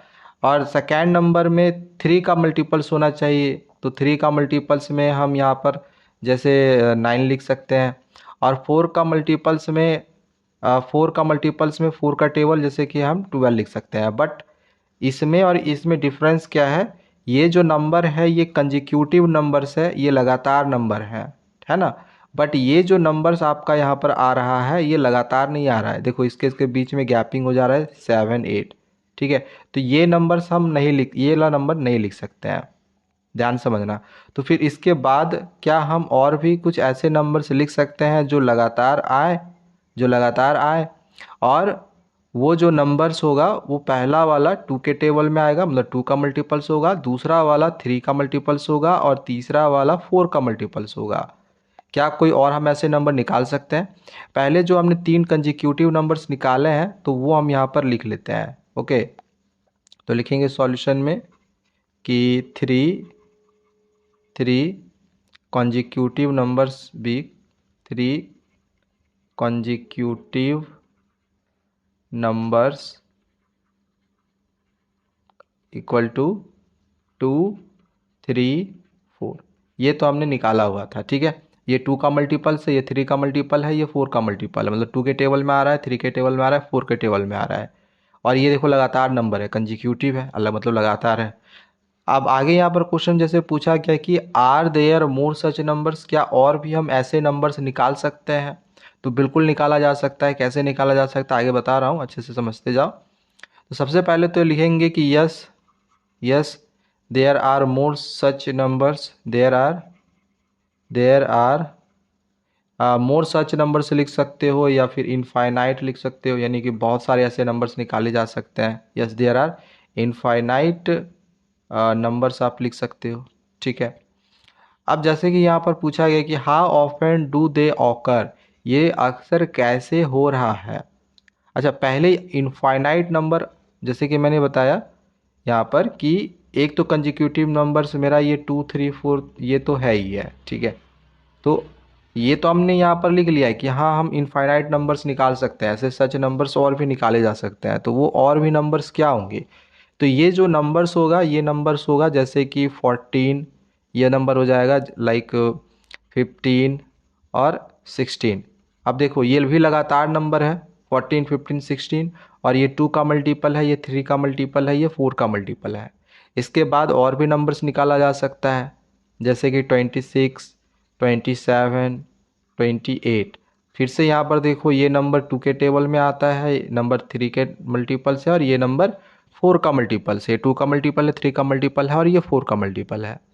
इस तरह से आप चाहो तो बहुत सारे नंबर्स निकाल सकते हो, इनफाइनाइट नंबर्स निकाल सकते हो। फिर आगे हम यहाँ पर लिख सकते हैं 38, 39, 40। ठीक है, ये देखो 2 का मल्टीपल है, 2 के टेबल में ये आता है, ये 3 के टेबल में आता है, और ये 4 के टेबल में आता है, एंड सो ऑन। इस तरह से हम बहुत सारे नंबर्स और निकाल सकते हैं, मतलब इनफाइनाइट नंबर्स निकाल सकते हैं।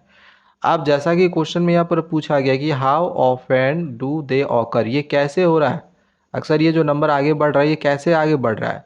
तो अगर आप इसका थोड़ा सा पैटर्न पे अगर थोड़ा सा ध्यान दो, तो यहाँ पर अगर आप देख लो तो ये जो है ये 12 करके आगे बढ़ रहा है। चाहे इस नंबर में भी देखोगे तो यहाँ पर भी देखो ये 12 करके आगे गया, और यहाँ पर भी अगर आप देखोगे तो ये जो नंबर यहाँ पर आगे बढ़ा है ये 12 करके आगे बढ़ा है, सब में 12 आगे जा रहा है। ठीक है, चाहे इसके बाद का भी अगर आप नंबर देखो, देखो यहाँ से 14 से जो 26 गया इसमें 12 ऐड हुआ, 14 में 12 ऐड हुआ तब जाके ये बना। इसी प्रकार से 15 में 12 ऐड हुआ तो 27 बना, या 16 में 12 ऐड हुआ तो 28 बना। मतलब हम यहाँ पर देख रहे हैं कि इसके बाद का जो नंबर्स आगे बनते जा रहा है ये 12 ऐड करते हुए बन रहा है। तो हम यहाँ पर लिख सकते हैं कि they occur after after adding 12। ठीक है, आफ्टर एडिंग 12। समझ में आ गया ये क्यों हो रहा है, क्योंकि हम इसमें आफ्टर इसके बाद ईच, ऐसे हम लोग लिख सकते हैं कि they occur each number after adding 12, ऐसे भी लिखा जा सकता है। ओके, अच्छा, आपके मन में एक सवाल आ रहा होगा कि भैया हमें कैसे पता चलेगा कि 12 भी आगे हमें ऐड करना है, तो इसका भी तरीका है। हमें कैसे पता चलेगा कि इसके बाद का जो नंबर आएगा इसमें 12 ही ऐड करना है, कोई सपना थोड़ी आया था। तो आप पता कर सकते हो, कैसे पता होगा, तो देखो जिन नंबर्स का यहाँ पर मल्टीपल्स बोला था, जैसे यहाँ पर मल्टीपल्स बोला था 2 का, 3 का और 4 का, तो इन नंबर्स का ना एलसीएम निकाल लो, 2, 3, 4, इसका एलसीएम निकालो। क्या निकालो, एलसीएम, एलसीएम ऑफ 2, 3, 4। तो इसका जब आप एलसीएम निकालोगे, इसका जब आप एलसीएम निकालोगे तो देख लो ये 2 के टेबल में आएगा 1 बार में, ये 3 रहेगा, 2 2 जा 4 होगा, 2 3 जा 6, 6 2 जा कितना आ जाएगा 12। तो जो भी एलसीएम आएगा ना, जो भी एलसीएम आएगा उतना ही करके हम ऐड करते हैं। तो आप चाहो तो इस चीज़ को यहाँ पर भी लिख सकते हो कि since the LCM of 2, 3, 4 equal to 12, therefore they occur each number या each digit after adding by 12, adding by 12, ऐसे करके भी आप लिख सकते हो। समझ में आया? चलो आगे बढ़ते हैं, बढ़ते हैं, नेक्स्ट क्वेश्चन समझते हैं। क्वेश्चन नंबर अब आगे यहाँ पर 8 दिया गया है, right 5 multiples of 36 between 45,000 to 47,000। अब इन दोनों नंबर्स के बीच में जो भी 36 का मल्टीपल्स होगा, मतलब जो नंबर 36 के टेबल में इसके बाद आएगा 45,000 से लेकर 47,000 के बीच में, ठीक है, उन नंबर्स को हमें लिखना है। ध्यान रखना कि आप 45,000 नहीं लिख सकते हो या फिर 47,000 नहीं लिख सकते हो, हमें इसके बीच के नंबर्स लिखने हैं। और जो भी आपका अप्रोच रहा उसको क्लास के साथ शेयर करना है। देखो कैसे निकालेंगे। सबसे पहली चीज़ तो ये कि ये जो नंबर मेरा यहाँ पर दिया गया है 36, हमें 36 का मल्टीपल्स लेना है इसके बाद। तो पहले ये चेक कर लेते हैं कि ये जो नंबर है ये 36 से डिविजिबल है या फिर नहीं है, मतलब ये जो नंबर है 36 का मल्टीपल्स है या नहीं है। तो इसका दो तरीका है, आप डायरेक्ट ऐसे भी चेक कर सकते हो, ऐसे भी इसको चेक कर सकते हो डिवाइड करके, बट ये थोड़ा सा लॉन्ग प्रोसेस होगा, डिवाइड करने में आपको दिक्कत हो सकता है।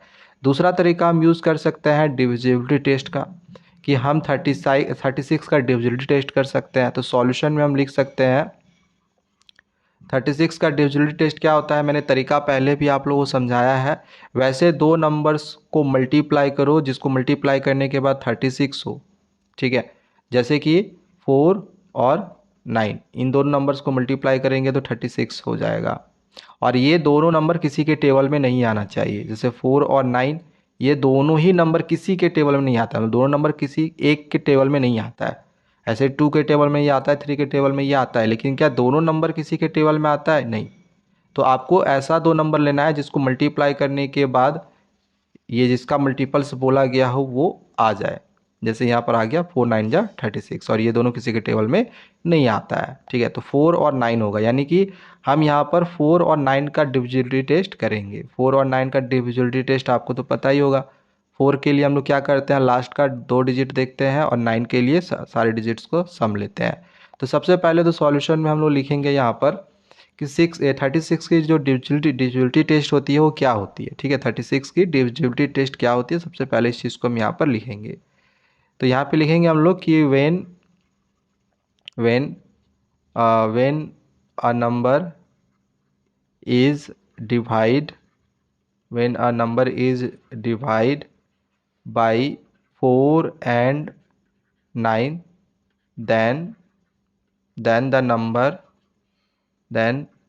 the number is also divides by 36। अगर कोई नंबर 4 और 9 के टेबल में से डिवाइड होता है, या फिर हम बोल सकते थे कि लिख सकते थे ऐसे भी कि when a number is a multiple of 4 and 9 then the number is also the multiples of 36, ठीक है। मल्टीपल से लिख सकते हैं, डिवाइड भी लिख सकते हैं, डिविजल बाई भी लिख सकते हैं, जैसा मर्जी हो वैसा आप लिख सकते हो, ठीक है। तो यहाँ पर हम लोग देख रहे हैं कि सिंस अब 4 का अगर हम डिजिटल टेस्ट करें कि लास्ट का 2 डिजिट जो है 0 0 है, लास्ट लिखेंगे science last 2, since last 2 digit is 0 0, तो ये तो 0 0 है, दैट मीन्स कि 4 से डिविजिबल होगा। तो लिख लेंगे which is divisible by 4। Last का 2 डिजिट 0 0 है जो कि 4 से डिविजिबल है, इसलिए लिख लिया विच इज डिविजिबल बाई 4। तो ये तो पता चल गया कि अगर ये 0 0 4 से डिविजिबल है तो ये नंबर भी 4 से पूरा डिविजिबल हो जाएगा। देयरफॉर हम लोग लिख सकते हैं कि 4 5 0 0 इज ऑल्सो डिविजिबल बाई 4, ठीक है। 4 का तो चेक कर लिए, 4 के टेबल में आया। अब बस 9 के टेबल में चेक कर लो। 9 के टेबल के लिए क्या करते हैं, सम ऑफ द डिजिट्स करते हैं, सभी नंबर को जोड़ते हैं। तो पहले लिख लो sum of the digits, sum of the digits. पहले इन सभी डिजिट्स का सम करेंगे तो 4 + 5 + 0 + 0 + 0, दैट मीन्स कि ये हो जाएगा 9, जो कि ये 9 से डिविजिबल है, विच इज़ यहाँ पर लिख देंगे डिविजिबल बाई 9। तो ये नंबर भी अगर 9 से डिविजिबल आ रहा है इसका सम, दैट मीन्स कि ये भी 9 से डिविजिबल होगा। देयरफॉर हम लोग लिख सकते हैं कि 4 5 0 0 इज ऑल्सो डिविजिबल बाई 9। तो ये तो हमने चेक कर लिया कि 4 5 0 0 9 से डिविजिबल, और सॉरी यहाँ 9 नहीं 36 होगा, 36 होगा। तो ये तो हमने यहाँ पर चेक कर लिया कि ये जो 4 5 0 0 है ये 4 और 9 दोनों के टेबल में आता है, ठीक है। यानी कि हम बोल सकते हैं कि 4 और 9 दोनों के टेबल में आता है, तो ये 36 के भी टेबल में आएगा। अच्छा यहाँ पर 9 ही रहने देते हैं, एक मिनट यहाँ पर हम 9 ही रहने देते हैं, डिविजिबल बाई 9। तो जब हमने यहाँ पर चेक कर लिया कि ये जो नंबर है ये 4 के टेबल में भी आता है, 9 के टेबल में भी आता है, देयरफॉर हम लोग कह सकते हैं कि 4 5 0 0 is divisible by 36, divisible by 36, ठीक है। 4 और 9 दोनों के टेबल में आया, इसलिए हम कह लिए कि ये जो नंबर है ये 36 से डिविजिबल है। तो 36 अगर डिविजिबल है तो इसके बाद का नंबर्स क्या होगा जो कि 36 से डिवाइड होगा। अब जैसे अगर कोई नंबर 9 के टेबल में आता है तो इसके बाद का जो नंबर होगा उसमें हम 9 ऐड कर देते हैं तो 18 होगा इसके बाद का नंबर। इसी प्रकार से अगर ये नंबर में अगर 36 के टेबल में आता है तो इसके बाद के नंबर के लिए हम 36 में ऐड कर देंगे, और 36 हम ऐड करते जाएंगे। जैसे इसके बाद का भी अगर हमें नंबर निकालना होगा तो हम फिर से 9 ऐड करेंगे, फिर उसके बाद का नंबर निकालना होगा तो फिर से 9 ऐड करेंगे। समझ में आ रहा है? तो पहले यहाँ पर लिख लेते हैं कि 5 मल्टीपल्स, देयरफॉर 5 मल्टीपल्स आर कौन कौन से हो जाएंगे, 4 5, इसमें 36 ऐड कर लो तो यहाँ पर 36 आएगा, 0 3 6, एक तो ये हो जाएगा। दूसरा क्या होगा, 4 5 0 और 36 को ऐड करेंगे तो कितना हो जाएगा, 72। फिर इसमें 36 ऐड करेंगे तो 6 2 8 और 7 3 10 का 0 बच जाएगा एक, यहाँ पर 1 हो जाएगा, यानी कि 4 5 1 0 8। तो 3 नंबर निकल गया। फोर्थ नंबर निकालेंगे, फिर 36 ऐड करेंगे तो हो जाएगा 1 4 4। ठीक है, एक मिनट, 4 5 1 4 4, यहाँ कॉमा मत देना। इसके बाद अगर फिर से 36 ऐड करेंगे तो 4 5, 36 ऐड कर लो, 6 4 10 का 0 बच जाएगा, 3 4 1 5, एक मिनट, यहाँ पर 36 है ना, तो 4 3 7 1 8 हो जाएगा 180। तो ये पांचों नंबर निकल जाएंगे, ये वाला, ये वाला, ये और ये। ठीक है, तो इस तरह से हम इस क्वेश्चन को बना सकते थे। चलो आगे बढ़ते हैं, नेक्स्ट क्वेश्चन नंबर 9 समझते हैं। बहुत सिंपल सा ये क्वेश्चन है। The middle number in the sequence of 5 consecutive even numbers is 5। अब दिया गया है कि 5 कंजिक्यूटिव इवन नंबर्स का जो सीक्वेंस है ये 5 पे दिया गया है। ठीक है, मिडिल नंबर ये मिडिल में देखो 5 कंजिक्यूटिव इवन नंबर्स है, जिसका जो मिडिल नंबर है ये 5 पे दिया गया है। जैसे कि सपोज कर लो कि यहाँ पर 1 2 3 4 5, ये 5 नंबर है जो कि लगातार नंबर्स हैं। लगातार नंबर्स मतलब समझ रहे हो ना, ये नंबर कोई भी हो सकता है, जैसे 5 6 7 8 9 ऐसे नंबर हो सकता है लगातार, 5 6 7 8 9, तो कोई भी नंबर ये हो सकता है। अभी हमें पता नहीं है, बस इतना दिया है कि ये जो मिडिल वाला यहाँ पर नंबर होगा ये 5p है। मिडिल में कौन सा नंबर आएगा, ये वाला, इसके इधर दो इसके इधर दो, तो मिडिल में ये नंबर आएगा 5, और यहाँ पर p है तो यहाँ पर लिख दिए p। ठीक है, तो क्वेश्चन है कि एक्सप्रेस द अदर 4 नंबर्स, बाकी ये जो 4 नंबर्स है इसको एक्सप्रेस करो in the sequence in terms of p के टर्म में इसको लिखो। अच्छा, ये जो है ये इवन नंबर्स का लगातार नंबर है। इवन इसके बाद का जो नंबर आएगा वो इवन नंबर आएगा। तो अगर हम कोई भी इवन नंबर लिखते हैं, लाइक जैसे 38 है, इसके बाद का अगर हमें इवन नंबर लिखना होगा तो हम कौन सा नंबर लिखेंगे, 40 लिखेंगे। फिर इसके बाद का नंबर कितना लिखेंगे, 42 लिखेंगे। मतलब हम इसके बाद का जो नंबर है या फिर इसके पहले का जो नंबर है, इसमें हम क्या करेंगे, पहले वाले के लिए 2 हम ऐड कर देंगे और इसके घटा देंगे, और इसके बाद के लिए 2 हम ऐड कर देंगे। ठीक है, तो इसके बाद के लिए अगर हम 2 ऐड कर दे तो कितना होगा, 5p+2, और इसके बाद क्या हो जाएगा, 5p+3। सेम इसी प्रकार से इसके पहले वाले नंबर के लिए 5+3 4 होगा, नहीं 5+3 नहीं 4 होगा, क्योंकि हमें 2 ऐड करना था ना, तो 5p+2 करेंगे तो 5p+4 होगा। सेम इसी प्रकार से इसमें हम 2 घटा देंगे तो 5p-2 होगा, और यहाँ पर 5p-4 होगा। तो जो हमें चारों और नंबर्स निकालने के लिए बोला गया था तो वो हम यहाँ पर निकाल चुके हैं। एक ये वाला नंबर होगा, एक ये वाला नंबर होगा, एक ये वाला होगा और एक ये वाला होगा। तो पहले तो इस तरह से करके दिखा देना, फिर लिख देना देयरफॉर द फोर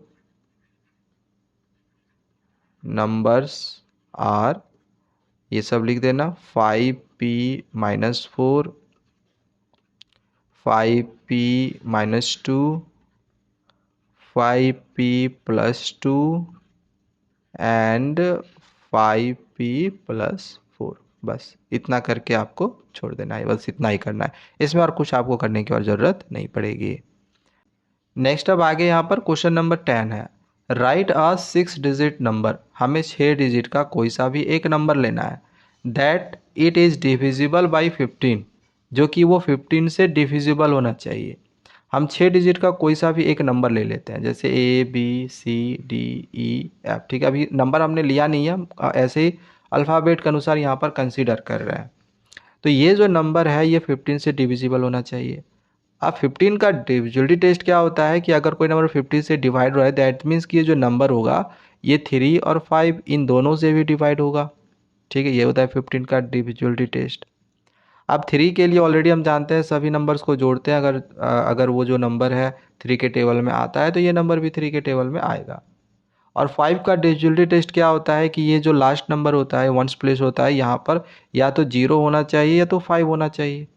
बट इस क्वेश्चन के लिए हम 0 यहाँ पर नहीं ले सकते हैं। क्यों? क्योंकि क्वेश्चन में आगे फिर दिया गया है कि such that when the digits are reversed, जब डिजिट्स रिवर्स हो जाते हैं मतलब एफ इधर आ जाएगा, ई इधर आएगा, डी ऐसे रहेगा, सी बी ए, जब डिजिट जो है रिवर्स हो जाते हैं तो ये 6 से डिविजिबल होना चाहिए। अब 6 का डिविजिबिलिटी टेस्ट ये होता है कि या तो कोई नंबर 2 से डिवाइड हो, मतलब अगर कोई नंबर 6 से डिवाइड होता है तो वो नंबर 2 से और 3 से इन दोनों से भी डिवाइड होगा। मतलब कोई नंबर अगर 6 के टेबल में आता है तो 2 और 3 के टेबल में भी आएगा। तो लास्ट में हम 0 क्यों नहीं ले सकते हैं? क्योंकि अगर हम यहाँ पर 0 ले ले तो ये नंबर पहले आ जाएगा, और अगर यहाँ पर 0 हो गया तो ये 6 डिजिट का नंबर नहीं होके ये 5 डिजिट का नंबर हो जाएगा, क्योंकि यहाँ तो 0 है तो यहाँ से यहाँ तक ये 5 डिजिट का नंबर होगा, तो इसलिए हम 0 नहीं ले सकते हैं। तो एक चीज़ तो यहाँ पे कंफर्म हो गया कि लास्ट में यहाँ पर जो नंबर लिखेंगे वो तो 5 लिखेंगे। ठीक है। अच्छा, जैसा कि यहाँ पर बोला गया था कि डिजिट्स को अगर हम रिवर्स करते हैं तो वो 6 के डिविजिबल है। तो 3 का डिविजिबिलिटी टेस्ट है तो हमने यहाँ पर ऑलरेडी बता दिया था। 5 का यहाँ पर हो गया, 2 का बच गया। देखो 2 के लिए 2 में क्या होता है कि ये जो लास्ट वाला डिजिट होता है यानी जो वंस प्लेस होता है ये 2 के टेबल में आना चाहिए। तो ये भी बात कन्फर्म है कि लास्ट ये जो फर्स्ट वाला यहाँ पर जो नंबर होगा यही ना लास्ट में आएगा। ठीक है, क्योंकि डिजिट्स ये रिवर्स्ड होगा तो ये लास्ट में आ जाएगा। यानी ये जो नंबर हम स्टार्टिंग में कंसीडर करेंगे तो ये फर्स्ट नंबर भी 2 के टेबल में आना चाहिए। ठीक है, क्योंकि ये फिर लास्ट में आएगा।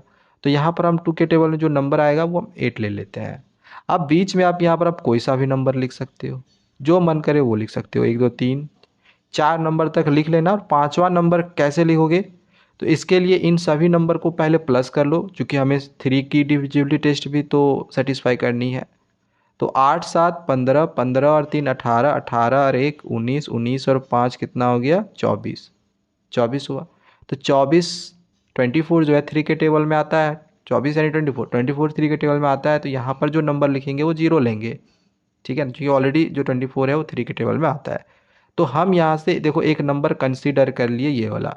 आप चाहो तो कोई दूसरा नंबर भी कंसीडर कर सकते हो। बस याद क्या रखना है कि फर्स्ट वाला जो नंबर है ये 2 के टेबल में आना चाहिए और जो लास्ट वाला नंबर है ये 5 ही रहना चाहिए।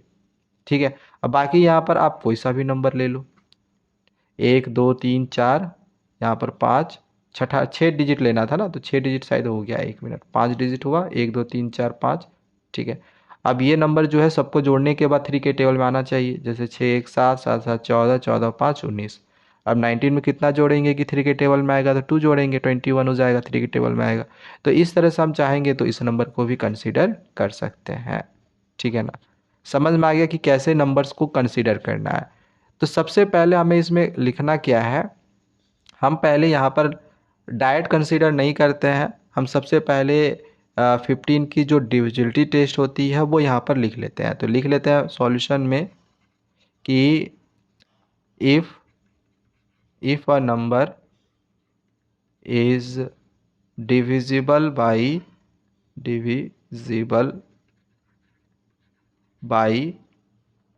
15 की डिविजिबिलिटी टेस्ट क्या थी? 3 एंड 5। अगर कोई नंबर 3 और 5 के टेबल में आता है then the number will be also divisible by 15।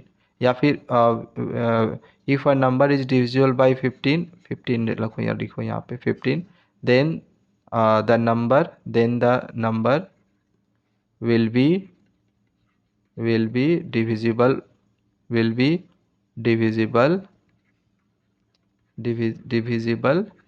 By 3 and 5। अगर कोई नंबर 15 से डिविजिबल हो रहा है दैट मीन्स कि वो जो नंबर है वो 3 और 5 से भी डिविजिबल होगा। ठीक है, सेम इसी प्रकार से हम 6 की भी डिविजिबिलिटी टेस्ट हम यहाँ लिख सकते हैं। खैर इसको हम बाद में लिखेंगे। अब हम यहाँ पर नंबर पहले कंसीडर कर लेते हैं। तो कंसीडर 6 डिजिट नंबर, एक हम 6 डिजिट का नंबर कंसीडर कर लेते हैं। अब नंबर कैसा कंसीडर करना है ऑलरेडी मैंने बता दिया है कि जो लास्ट वाला है ये 5 होना चाहिए और फर्स्ट वाला जो नंबर है ये 2 के टेबल में आना चाहिए। तो लाइक हम यहाँ पर 4 ले लिए। अब इसके बाद 5 नंबर तक पहले ऐसे करके लिख लो, ठीक है। कितना हो गया, 1 2 3 4 5, और छठा नंबर प्लस करके लिखेंगे। 5 4 9, 9 3 12, 13, 13 और 2 15 करेंगे तो 3 के टेबल में आएगा। तो यहाँ पे हमने एक 6 डिजिट का नंबर कंसीडर कर लिया। अब पहले हम देख लेते हैं कि ये जो नंबर है ये 3 और 5 के टेबल में आ रहा है कि नहीं। अगर आएगा तो वो 15 के टेबल में भी आएगा, ठीक है ना। तो यहाँ पर हम लोग लिख रहे हैं, पहले सम ऑफ द डिजिट्स कर लेते हैं, ठीक है। यहाँ डिविजिबिलिटी टेस्ट हम चाहे तो यहाँ पर लिख सकते हैं डिविजिबिलिटी टेस्ट बाई 3, या फिर डायरेक्ट भी लिख सकते हैं sum of the digits, sum of the digits, ठीक है। इन सभी डिजिट्स को अगर सम करेंगे तो 4 + 0 + 3 + 1 + 2 + 5 आएगा। दैट मीन्स के जोड़े थे तो 21 आया था। 4 3 7 8 9 10, अच्छा 15 आया था, सॉरी 21 नहीं 15 आया था। तो यहाँ पर 15 लिख लिए। विच is divisible by 3, which is divisible by 3, जो कि ये 3 से डिविजिबल है। देयरफॉर हम लोग लिख सकते हैं कि ये जो नंबर होगा 4 0 3 1 2 5 is also divisible by 3, is also divisible by 3। तो ये नंबर भी 3 से डिविजिबल होगा। तो ये तो 3 का डिविजिबिलिटी टेस्ट था। अब हम यहाँ पर इसी नंबर को हम 5, यहाँ पे 5 से भी टेस्ट करना था ना। तो यहाँ लिखेंगे कि सिंस वंस प्लेस या वंस डिजिट लिख सकते हैं, ones place is 5, then therefore then, या फिर देयरफॉर भी लिख सकते हैं, ठीक है। THERE देयरफॉर ये भी नंबर 5 से डिविजिबल हो जाएगा। 4 0 3 1 2 5 इज़ ऑल्सो डिविजिबल बाई 5, ठीक है। अगर ये 5 से डिविजिबल हो रहा है ये, तो ये पूरा नंबर भी 5 से डिविजिबल हो जाएगा। तो यहाँ पर हमने तो चेक कर लिया, चेक कि 3 और 5 दोनों के टेबल में ये नंबर आ गया। देयरफॉर हम लोग लिख सकते हैं कि देयरफॉर 4 0 3 1 2 5 ये जो नंबर है इज़ डिविजिबल बाई 15। तो ये नंबर 15 से डिविजिबल होगा। अब यहाँ पर बोला है कि अगर नंबर रिवर्स्ड हो जाए, अगर ये नंबर रिवर्स हो जाए तो लिखते हैं after reversed the number, reverse होने के बाद जो नंबर आएगा वो क्या होगा, शुरू में 5 हो जाएगा 5, फिर 2 1 3 0 2 1 3 0 और लास्ट में हो जाएगा 4, ठीक है। अब ये चेक कर लो ये 6 के टेबल में आता है कि नहीं। तो सिंस लास्ट में 4 है, लिखेंगे सिंस लास्ट में 4 है, लास्ट डिजिट, या फिर वंस प्लेस भी लिख सकते हैं, लास्ट डिजिट लिखो या फिर वंस प्लेस लिखो, कुछ भी लिख सकते हो, ठीक है। तो यहाँ पे वंस प्लेस ही लिख लेते हैं क्योंकि यहाँ पे वही लिखे हैं ones place. Since ones place equal to 4 which is divisible by 2, which is divisible by 2। Therefore हम लोग बोल सकते हैं कि ये नंबर भी 2 से डिविजिबल होगा। 5 2 1 3 0 4 इज़ ऑल्सो डिविजिबल बाई 2। और 3 के लिए ऑलरेडी मैंने ये जो नंबर है इसको चेक कर चुका है। अब नंबर अगर हम रिवर्स्ड भी कर देंगे तो नंबर तो वही रहेगा। तो 3 की डिविजिबिलिटी टेस्ट ऑलरेडी मैंने चेक करके यहाँ पे रखी हुई है नंबर को रिवर्स करने के बाद। चाहो तो यहाँ पर एक बार और भी आप चेक करके दिखा सकते हो, बट हम ऑलरेडी कर रहे हुए हैं तो यहाँ नहीं कर रहे हैं। आप चाहो तो करके दिखा सकते हो, ठीक है। तो यहाँ पर हमें एक चीज़ पता चल गया, 1 मिनट यहाँ पे हम लिखेंगे ताकि स्पेस हमारे पास यहाँ पर है नहीं। तो ये हम जो जो भी है यहाँ पर लिख लेते हैं, ठीक है, इस साइड में। तो ये तो पता चल गया कि ये जो नंबर है ये अब मेरा 6 के टेबल में भी आएगा, ठीक है। तो ये जो नंबर रिवर्स करके आया, देयरफॉर हम लिख सकते हैं कि 5 2 1 3 0 4 is divisible by 6, divisible by 6। तो ये जो नंबर है ये 6 से डिविजिबल है। तो जो यहाँ पर बोला गया था कि वो 6 डिजिट का नंबर कौन सा होगा, जो कि 15 से डिविजिबल होगा, और अगर उसको रिवर्स कर दे 6 से भी डिविजिबल होगा, तो हम ये नंबर लिख सकते हैं। ठीक है, देयरफॉर हम लोग द नंबर बराबर लिख सकते हैं the number is equal to 5। ये सॉरी, हमने जो नंबर कंसीडर करा था ये नहीं करा था, हम नंबर तो ये कंसीडर करा था ना, ये तो रिवर्स होने के बाद आया था, ये करा था, ये लिख लेंगे 4033125। बस ये आपका यहाँ पर फाइनल आंसर होगा। तो इस तरह से आपको लिखना है। नेक्स्ट अब आगे यहाँ पर क्वेश्चन नंबर 11 है। दीपक ये क्लेम करता है कि there are some multiples of 11 के कुछ मल्टीपल्स हैं, जैसे कि 11 1 जा 11, 11 2 जा 22, 11 3 जा 33, 11 4 जा 44, ये सब सारे 11 के मल्टीपल्स हैं। When doubled are still multiples of 11, जब ये डबल हो जाते हैं तो वो अभी भी 11 के मल्टीपल्स रहते हैं। जैसे अगर हम 11 का डबल कर दे तो 22 होगा, 22 का डबल करेंगे तो 44 होगा, 33 का डबल करेंगे तो 66 होगा, और 44 का डबल करेंगे तो 88 होगा। डबल करने कहने का मतलब है कि सबको 2 से मल्टीप्लाई कर दो, सबको 2 से मल्टीप्लाई कर दो, डबल हो जाएगा, या फिर इसको इसी से जोड़ दो, है ना। तो यहाँ पर दीपक ये क्लेम कर रहा है कि अगर हम 11 का मल्टीपल्स लेते हैं, जैसे कि यहाँ पे हमने 11 का मल्टीपल्स लिया, और उसको अगर हम डबल कर देते हैं, जैसे कि हमने यहाँ पे डबल कर दिया, तो अभी भी ये 11 का मल्टीपल्स होगा, ये क्लेम कर रहा है। ठीक है, बट अदर मल्टीपल्स ऑफ 11, लेकिन और भी ऐसे कुछ 11 के मल्टीपल्स दीपक कह रहा है आगे हो सकते हैं, आगे और भी ऐसे कुछ 11 के मल्टीपल्स हो सकते हैं, don't remain multiples of 11 when double. तो डबल करने के बाद वो 11 का मल्टीपल्स नहीं होगा, आगे के कुछ और भी ऐसे नंबर्स हो सकते हैं जो 11 का मल्टीपल्स नहीं होगा डबल करने के बाद, वो ऐसा कह रहा है। तो क्वेश्चन में समझ में आ गया। सबसे पहले हम क्या करेंगे, सबसे पहले हम सॉल्यूशन में 11 का मल्टीपल्स ले लेंगे। ठीक है, लिख लेंगे मल्टीपल्स ऑफ 11, मल्टीपल्स ऑफ 11। आप यहाँ पर लेट करके भी बना सकते हो, let multiples of 11 is equal to, हम 11 का जो मल्टीपल्स है इसको हम 11m ले लिए। ठीक है, ये जनरल फॉर्म में हम बना रहे हैं, हम चाहे तो इसको 11 22 33 ऐसे करके भी बना सकते हैं, बट हम जनरल फॉर्म में बना ले रहे हैं। अब आगे क्या था, व्हेन डबल्ड, अगर इसको डबल कर दिया जाए, ठीक है, when doubled, when doubled the number कौन सा नंबर आएगा डबल करने के बाद, इक्वल टू 2 मल्टीप्लाई 11। इसका डबल करेंगे तो इसको 2 से मल्टीप्लाई कर देंगे। ठीक है, तो अब जो दीपक क्लेम कर रहा था कि डबल करने के बाद अभी भी ये 11 का मल्टीपल्स हो रहा है, तो क्या ये अभी भी 11 का मल्टीपल है? बिल्कुल है, चूंकि यहाँ पर 11 है, तो इसको हम ऐसे भी लिख सकते हैं 11 इंटू 2m, ऐसे भी लिख सकते हैं।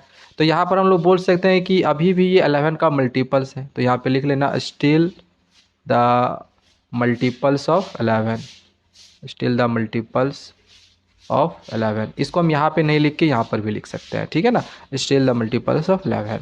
समझ में आया? तो अब आगे यहाँ पर ये जो बोल रहा था कि बट अदर मल्टीपल्स ऑफ 11, अगर हम और भी 11 के दूसरे मल्टीपल से ले डबल करने के बाद, ठीक है, तो वो मतलब डबल कर लेने के बाद आगे का भी जो भी नंबर होगा वो 11 का मल्टीपल से नहीं होगा, वो ये भी कह रहा है।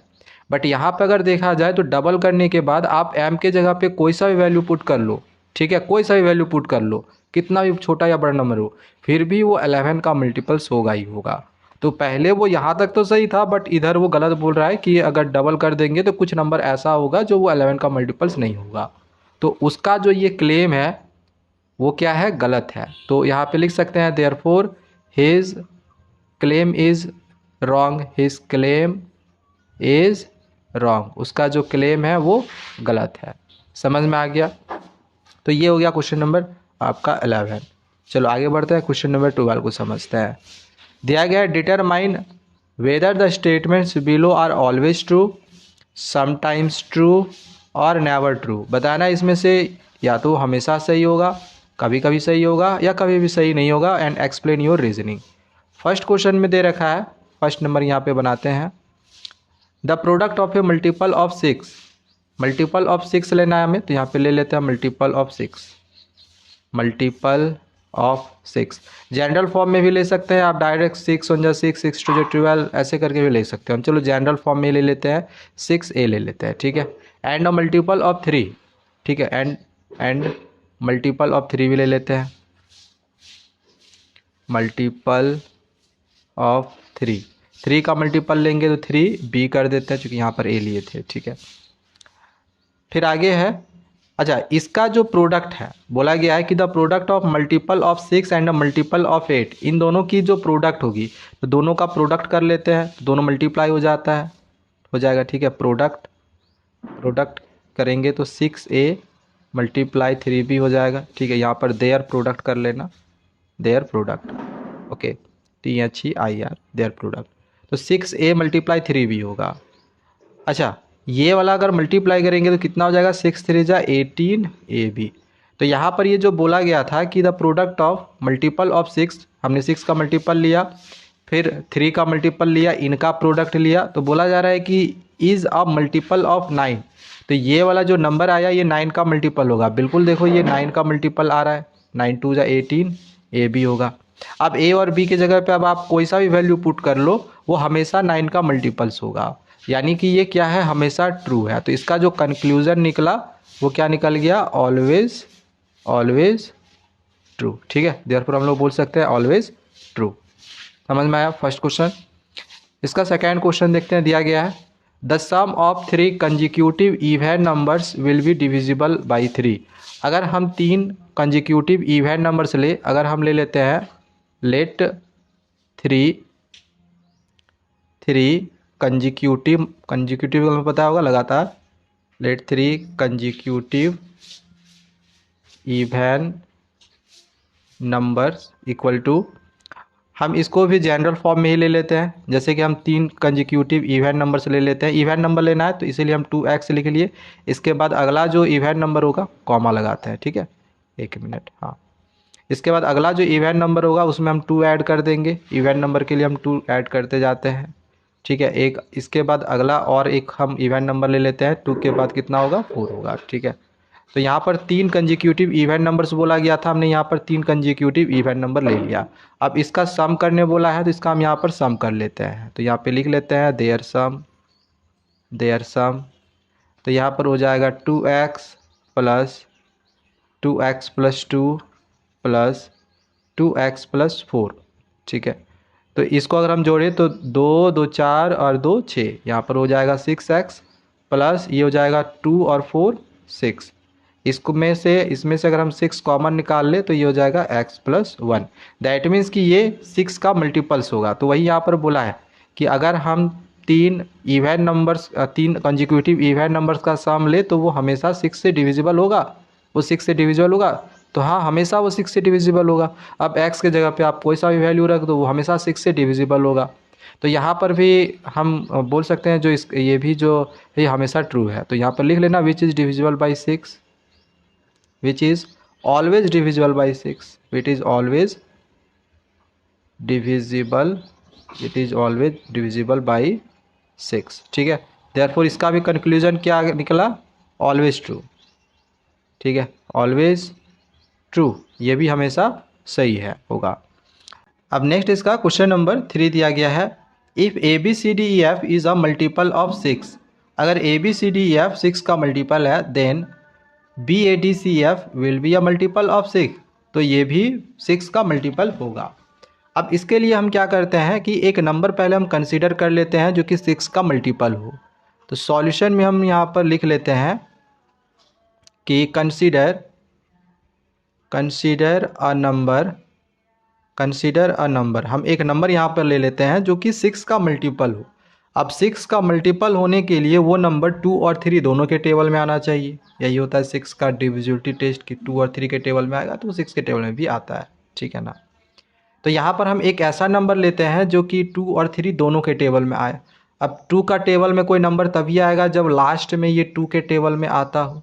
अब इसके पहले आप कोई सा भी नंबर लिख सकते हो, कोई दिक्कत नहीं है, कोई सा भी नंबर लिख सकते हो। यहाँ पर कितने डिजिट का नंबर है, 1 2 3 4 5 6, तो यहाँ पर कितने डिजिट हो गया, 1 2 3 4 5, तो 5 डिजिट तक इस तरह से नंबर लिख लेना। और छठा डिजिट जो होगा वो ऐसा नंबर लेना कि सबको जोड़ने के बाद वो 3 के टेबल में आए, क्योंकि ये 2 का डिविजिबिलिटी टेस्ट तो यहाँ पे हम ले लिए, 3 का भी हमें लेना होगा ना। तो 4 1 5 5 3 8 8 1 9 9 2 11 और एक और जोड़ेंगे तो 12 हो जाएगा, वो 3 के टेबल में आएगा 12, ठीक है। तो यहाँ पर हमने एक नंबर कंसीडर कर लिया।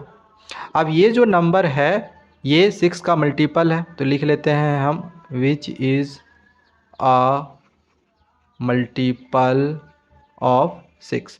तो ये जो नंबर है ये 6 का मल्टीपल है। तो अब इस नंबर को, ये जो नंबर है कुछ इस प्रकार से अरेंज करा हुआ है, तो हम भी क्या करेंगे, इस नंबर को कुछ ऐसा अरेंज करेंगे।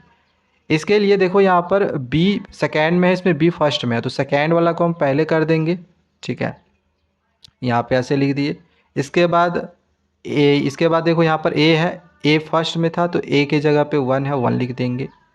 अब इसके बाद आगे यहाँ पर देखना है, यहाँ पर d है, d यहाँ पर 1 2 3 4 चौथे नंबर पर है, तो यहाँ 1 2 3 4 फोर्थ नंबर पे 3 है, तो यहाँ पे 3 ले लेंगे।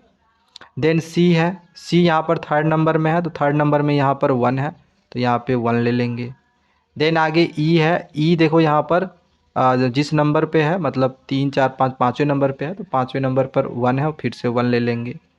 और लास्ट में f है, f लास्ट में 4 है, 4 रहने देंगे। ठीक है, अब बताओ क्या ये जो नंबर है ये 6 का मल्टीपल है या नहीं है?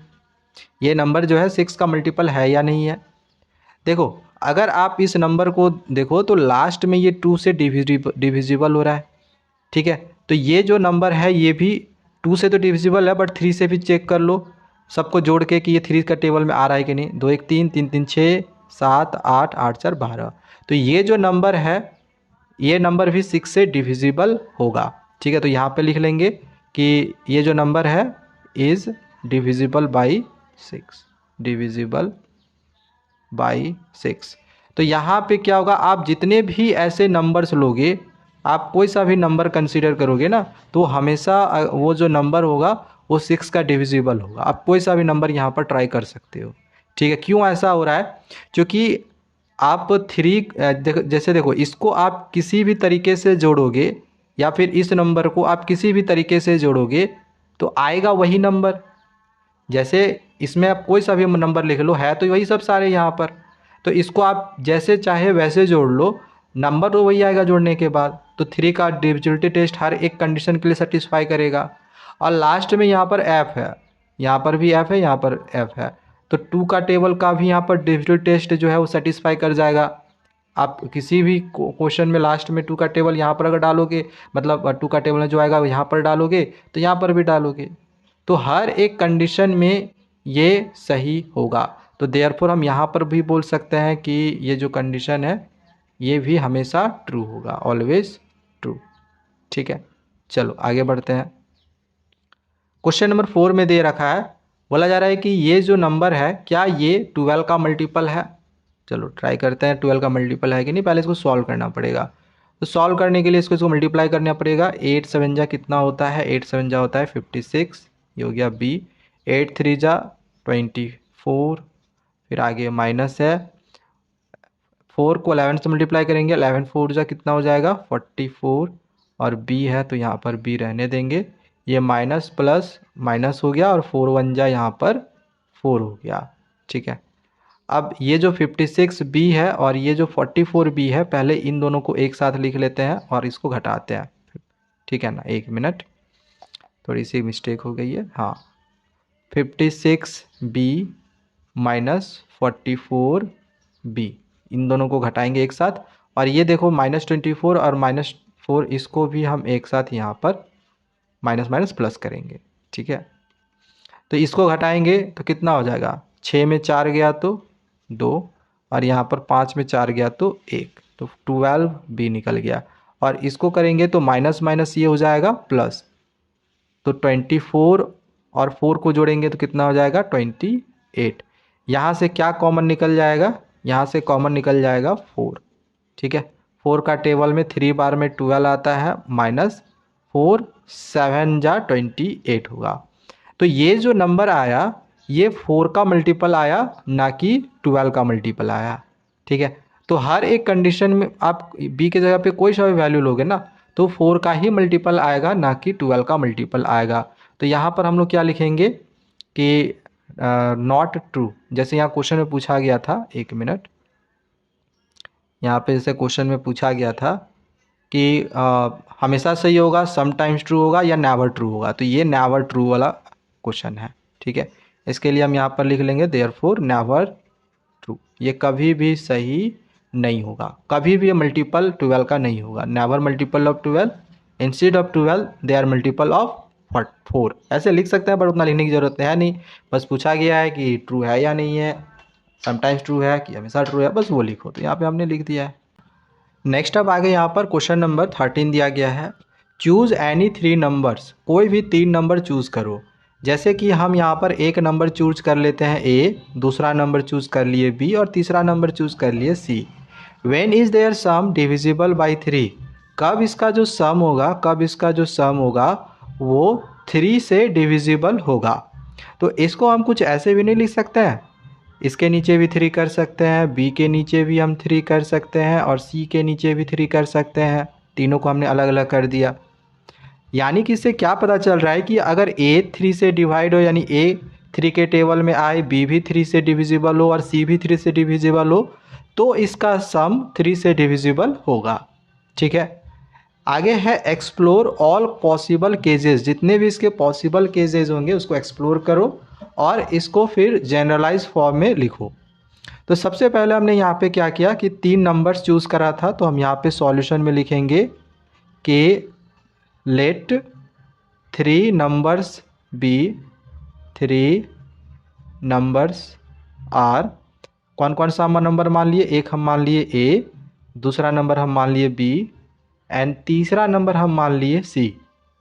तो जैसे कि क्वेश्चन में पूछा गया था कि कब इसका जो सम है ये 3 से डिविजिबल होगा, तो अभी मैंने करके आपको क्या बताया कि जब ये ए बी सी, यानी ए 3 से डिविजिबल हो जाए, बी भी 3 से डिविजिबल हो जाए और सी भी 3 से डिविजिबल हो जाए, यानी जो ए बी सी ये तीनों जब 3 से डिविजिबल हो जाए, A B C is divisible by 3, अगर ये डिविजिबल हो जाए 3 से, देन हम बोल सकते हैं कि इसका जो सम होगा, इसका जो सम होगा ये भी 3 से डिविजिबल हो जाएगा, इज़ यहाँ पे लिख सकते हैं डिविजिबल बाई 3। ठीक है, शुरू में यहाँ पर वेन लगा देना, वेन ए बी सी, अगर ए बी सी ये तीनों 3 से डिविजिबल हो जाए तो इसका जो सम होगा ए बी सी का वो भी 3 से डिविजिबल हो जाएगा।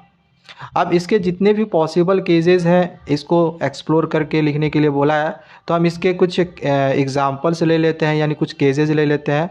जैसे अगर हम केस 1 ले लें, यहाँ पर हम ए का कुछ वैल्यू ले लेते हैं। जैसे एक हम ऐसा वैल्यू लेते हैं जो 3 के टेबल में आए, ठीक है ना, 3 से डिविजिबल हो। जैसे हम ए का जो वैल्यू है, अगर हम ए का जो वैल्यू है वो 3 ले ले, बी का जो वैल्यू है ये 9 ले ले, सी का वैल्यू जो है वो अगर हम 12 ले ले, जो 3 के टेबल में आएगा। ठीक है, ये भी 3 के टेबल में आता है, ये भी आता है, ये भी आता है। तो इसका जो सम होगा, अब इसका जो सम होगा यानी कि 3 + 9 + 12, इसका जो सम होगा ये देख लो, ये 3 से डिविजिबल हो जाएगा। 9 3 12, 12 12 24। तो ये विच इज़ डिविजिबल बाई 3, यहाँ पे लिख सकते हैं विच इज़ डिविजिबल बाई 3, ये 3 से डिविजिबल हो जाएगा। इसी तरह से अगर हम और भी केस ले लें, अगर हम और भी एग्जांपल ले लें सेकंड केस में, यहाँ पे अगर हम ए का वैल्यू 4 ले लेते, 4 नहीं ले सकते, 3 का टेबल में आना चाहिए। ठीक है ना, 3 का टेबल में आना चाहिए। अगर हम यहाँ पर ए का वैल्यू 12 ले लेते हैं, बी का वैल्यू 27 ले लेते हैं और सी का वैल्यू हम इस बार 36 ले लेते हैं। ठीक है, ये सब सारे नंबर 3 के टेबल्स में आते हैं। अब अगर इनका सम करते हैं, जैसे 12, 27 और 36, तो इनका सम कितना हो जाएगा, 7 6 13, 13 और 2 15 का 5, 1 बच गया, 1 1 2 3 4 और 3 7 हो गया। तो ये भी 3 के टेबल में आता है, 7 5 12, 12 3 के टेबल में आता है। ठीक है, तो ये भी 3 के टेबल में आएगा। तो यहाँ पर लिख सकते हैं कि विच is divisible by 3, which is divisible by 3। ठीक है, तो इस तरह से हमने 2 केसेस दिखा दिए। आप चाहो तो और भी इस तरह से एग्जांपल्स आप लेके दिखा सकते हो। अच्छा, इसको जनरलाइज फॉर्म में भी हमें लिखने के लिए बोला गया था, तो हम यहाँ पर इन जनरल लिख सकते हैं। इन जनरल फॉर्म में हम लिख सकते हैं कि 3A 3B और 3C। 3A 3B 3C क्यों लिखे, क्योंकि ये 3 के टेबल में आएगा, ये भी 3 के टेबल में आएगा, ये भी 3 के टेबल में आता है। ये 3 से डिविजिबल है, ये भी 3 से डिविजिबल है, ये भी 3 से डिविजिबल है। R डिविजिबल बाई 3, यहाँ पर लिख सकते हैं R डिविजिबल बाई 3। तो इसका जो सम होगा वो भी 3 से डिविजिबल होना चाहिए। तो इसका जो सम है 3a plus 3b plus 3c are, या फिर इज़ भी यहाँ पर लिख सकते हैं, इज़ डिविजिबल बाई 3। अब करके देख लो ये 3 से डिविजिबल हो रहा है कि नहीं। यहाँ से अगर हम 3 कॉमन निकाल लें तो ऑब्वियस ये बात है ये भी मेरा 3 से देखो डिविजिबल हो रहा है, ये डिविजिबल बाई 3। ठीक है, क्योंकि आगे में 3 है तो ये 3 के टेबल में पूरा आ जाएगा, ए बी सी की जगह पे आप कोई सा भी नंबर लिख लो। तो ये हमने यहाँ पर जनरल फॉर्म में लिख दिया है। तो इस क्वेश्चन को कुछ ऐसे आप बना सकते थे। क्वेश्चन समझ में आ गया? चलो आगे बढ़ते हैं। नेक्स्ट अब आगे यहाँ पर क्वेश्चन नंबर 14 में दिया गया है, is the product of to consecutive integers always multiple of 2। क्या दो कंजिक्यूटिव इंटीजर्स का प्रोडक्ट हमेशा 2 का मल्टीपल होता है? तो पहले हम दो कंजिक्यूटिव इंटीजर्स ले लेते हैं, मतलब कोई भी दो नंबर ले लेते हैं लगातार, जैसे कि 2 3 हम ये एक नंबर ले लिए, चाहे 4 5 ये नंबर ले लिए, चाहे 5 6 ये नंबर ले लिए। लगातार आपको कोई सा भी दो नंबर लेना है और इसका प्रोडक्ट करो, इसका प्रोडक्ट करो, इसका प्रोडक्ट करो। ठीक है, इसका प्रोडक्ट कितना होगा 6, इसका प्रोडक्ट कितना होगा 20, इसका प्रोडक्ट कितना होगा 30। तो क्या ये जो मेरा यहाँ पर प्रोडक्ट आया लगातार दो इंटीजर्स का, क्या ये 2 से डिविजिबल है? क्या ये 2 का मल्टीपल्स है? बिल्कुल है, 2 के टेबल में आता है, ये भी 2 के टेबल में आता है, ये भी 2 के टेबल में आता है। ठीक है, चूँकि लास्ट में 0 है, मतलब ये सारे नंबर 2 का मल्टीपल्स हैं। तो ये जो मेरा स्टेटमेंट बोला गया है ये तो बिल्कुल सही है। तो यहाँ पर सॉल्यूशन में तो सबसे पहले हम लिखेंगे कि यस, जो क्वेश्चन में बोला गया था कि क्या ये दो लगातार कंजिक्यूटिव इंटीजर्स का जो प्रोडक्ट होता है वो 2 का मल्टीपल होता है, तो होता है। Yes the product, yes the product of to consecutive integers, yes the product of two consecutive integers always, the product of two consecutive integers always multiple of 2, the product of two consecutive integers always multiple of 2। दो consecutive integers का जो product होता है हमेशा 2 का multiple होता है। ठीक है, एग्जाम्पल्स भी चाहे तो हम यहाँ पर लिख के दिखा देंगे। फॉर एग्ज़ाम्पल, जैसे कि अभी मैंने जो एग्जाम्पल्स आपको दिया था, जैसे कि हमने दिया था 2 और 3, इसका जो प्रोडक्ट आया था 6, ये भी 2 का मल्टीपल्स है। चाहे अगर हम 3 और 4 कर ले, ये जो 12 आएगा ये भी 2 का मल्टीपल्स है। या फिर अगर हम 7 × 8 कर दे तो ये भी 56 2 का मल्टीपल्स है। तो यहाँ पर लिख सकते हैं are multiples of 2, are multiples of 2। ठीक है, अब आगे क्वेश्चन में पूछा गया है क्यों, वाई, क्यों ऐसा हो रहा है कि दो लगातार अगर हम इंटीजर्स ले रहे हैं, दो लगातार यानी 2 कंजिक्यूटिव इंटीजर्स का जो प्रोडक्ट है हमेशा 2 का मल्टीपल क्यों हो रहा है? तो ऐसा इसलिए हो रहा है क्योंकि अगर आप यहाँ पे एक चीज़ ध्यान दो तो इसमें एक जो नंबर आ रहा है ये इवन आ रहा है, दूसरा ऑड आ रहा है। यहाँ पर वही है, ऑड है इवन है, यहाँ पर भी वही है, ऑड है इवन है। तो ऐसा इसलिए हो रहा है क्योंकि इसमें से जो प्रोडक्ट हो रहा है ऑड और इवन का हो रहा है। तो यहाँ पे हम लोग लिख सकते हैं, रीजन पूछा था, कारण देना था, तो लिख सकते हैं कि बिकॉज द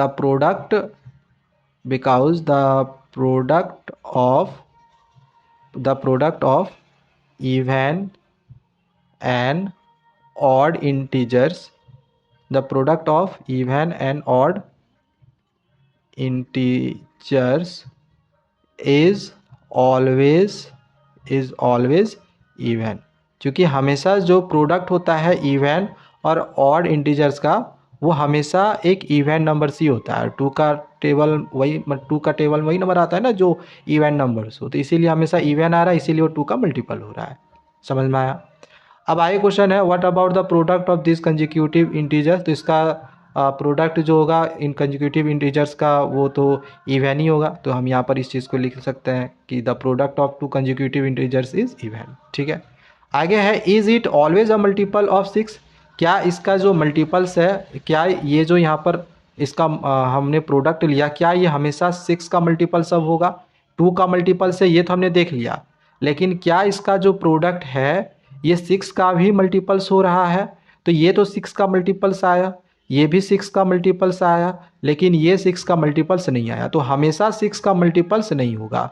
तो इसके लिए लिखेंगे आगे के केस के लिए, आगे के क्वेश्चंस के लिए, no no the product the product of the product the product of these consecutive integers these consecutive integers these consecutive integers is not always the product of 6 is not always the product of 6।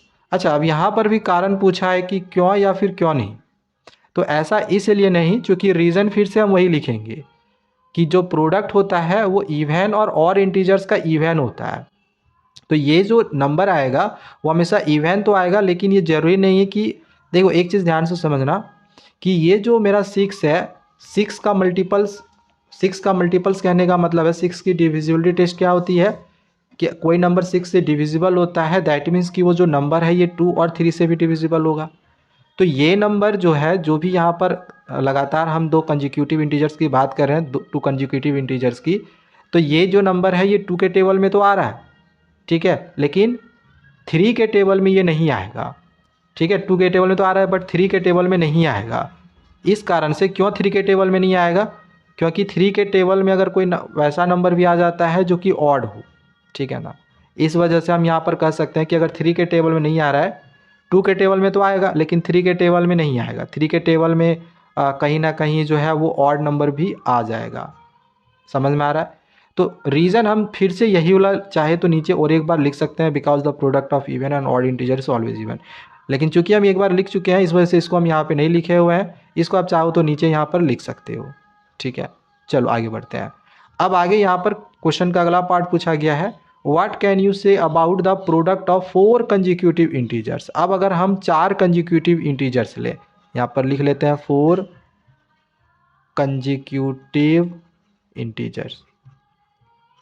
अगर हम 4 consecutive integers ले, जैसे कि हमने ले लिया 1 2 3 4, अगर हम इसका प्रोडक्ट कर ले 1 2 3 4, इसका प्रोडक्ट करेंगे तो कितना आएगा, 4 3 जा 12, 12 2 जा 24, 24 1 जा 24 ही रहेगा, ठीक है। 1 2 जा 2, 1 2 जा 2, 2 3 जा 6, 4 जा 24, ठीक।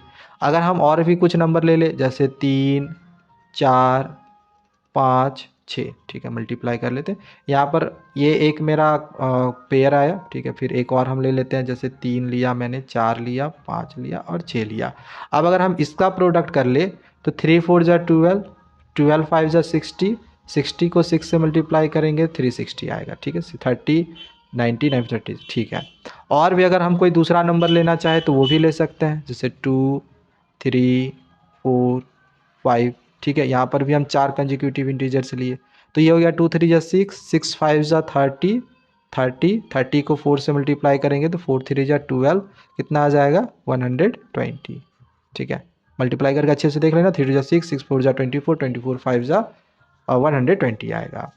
तो यहाँ पे हमें क्या पता चल रहा है कि यहाँ पर 4 कंजिक्यूटिव इंटीजर्स का जो भी लगातार जो भी 4 कंजिक्यूटिव इंटीजर्स होते हैं, इनके जो प्रोडक्ट होते हैं ये 12 के मल्टीपल्स होते हैं। ये भी 12 का टेबल में आता है, ये भी आता है, ये भी आता है, तो ये मल्टीपल्स होता है 12 का। तो यहाँ पर लिख देना कि इस तरह से दे आर मल्टीपल्स ऑफ 12। समझ में आया? समझ में आया ये? इसके बाद क्वेश्चन का अगला पार्ट है, लास्ट पार्ट भी देख लेते हैं, दिया गया है व्हाट अबाउट द प्रोडक्ट, एक मिनट, हाँ, what about the product of 5 consecutive integers. अब अगर हम 5 कंजिक्यूटिव इंटीजर्स ले, 5 कंजिक्यूटिव इंटीजर्स ले, ऐसे देखो मैंने यहाँ पर 3 ही करके दिखाया, अगर आप और भी लोगे ना तो एक ऐसा भी आएगा, देखो ये 24 का टेबल में आता है, ये 24 का टेबल में नहीं आएगा, ये सिर्फ 12 का ही टेबल में आएगा, है ना। बट अगर आप 5 कंजिक्यूटिव इंटीजर्स लेते हो ना, देखना वो 24 का टेबल में आएगा, ठीक है ना। हम लेते हैं 5 कंजिक्यूटिव इंटीजर्स, 5 कंजिक्यूटिव इंटीजर्स, हम इस बार 5 कंजिक्यूटिव इंटीजर्स ले लेते हैं, ठीक है।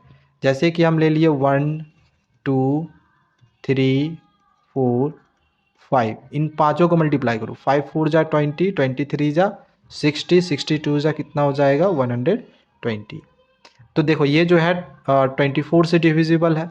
अब अगर हम 5 और भी ले लें, जैसे 2 3 4, छोटा छोटा नंबर ले रहे हैं ताकि मल्टीप्लाई करने में ईजी हो। अब इसको मल्टीप्लाई करो, 2 3 जा 6, 6 5 जा 30, 34 जा 120, 120 को 6 से मल्टीप्लाई करेंगे तो कितना हो जाएगा 720। तो ये मेरा यहाँ पर हो गया 720। अच्छे से मल्टीप्लाई कर लेना, ठीक है। 5 6 5 जा 30, 34 जा 120, 123 जा, ठीक है, आ जाएगा 720 सही है। अच्छे से कर लेना अपना। तो यहाँ पर अब आगे चाहो तो और भी आप करके दिखा सकते हो, बट ये जो आपका आएगा ना, एक मिनट इसको मिटा लेते हैं। ये जो आपका यहाँ पर 5 कंजिक्यूटिव इंटीजर्स का जो प्रोडक्ट आएगा, ये आएगा मल्टीपल ऑफ 12, ठीक है। तो यहाँ पर इसमें लिख देना कि दे आर मल्टीपल ऑफ 24, 12 24। ये जो यहाँ पर 5 कंजिक्यूटिव इंटीजर्स का जो प्रोडक्ट आएगा वो 24 का मल्टीपल आएगा। तो कुछ इस तरह से इसको आप बना सकते थे, ठीक है। समझ में आ गया ये पूरा क्वेश्चन? थोड़ा क्वेश्चन लंबा था बट ठीक है, चलो कोई नहीं। अगला क्वेश्चन नंबर यहाँ पर 15 दिया गया है, सॉल्व द क्रिप्टारिथम। हमने पहले के पेजेस में ऑलरेडी क्रिप्टारिथम को सॉल्व करने के लिए सीखा हुआ है। हमने आप बहुत ही अच्छे से आपको ट्रिक भी बताया था कि क्रिप्टारिथम को हम कैसे बनाते हैं, कैसे सॉल्व करते हैं। 2 क्वेश्चन दिया गया है, जैसे यहाँ पर ये जो क्वेश्चन है ई एफ ई और इसको मल्टीप्लाई करा गया तो ये जी जी जी आया है। अब इसको बनाने का तरीका मैंने आपको क्या बताया था, ट्रिक हमने ये बताया था कि हर एक लेटर के लिए एक अलग प्रकार का सिंबल बनाओ। जैसे ई के लिए हमने कुछ इस प्रकार का एक बॉक्स बनाया, एक अलग प्रकार का सिंबल का वाला बॉक्स बना लेना। जैसे ई के लिए हमने कुछ इस प्रकार का बॉक्स बनाया, एफ के लिए कुछ ऐसा बनाया, फिर ई से मल्टीप्लाई करा गया है तो ई तो यही था ना, तो ई वाला ही सिंबल लेंगे। एक लेटर के लिए एक ही सिंबल यूज़ करना है, ठीक है। ये क्रिप्टारिथम का रूल है। और यहाँ पर जी जी जी ये तीनों इन दोनों से अलग है, तो इन तीनों के लिए हमने एक जैसा यहाँ पर देख लो बॉक्स बनाया हुआ है, क्योंकि तीनों में जी जी जी है, ठीक है।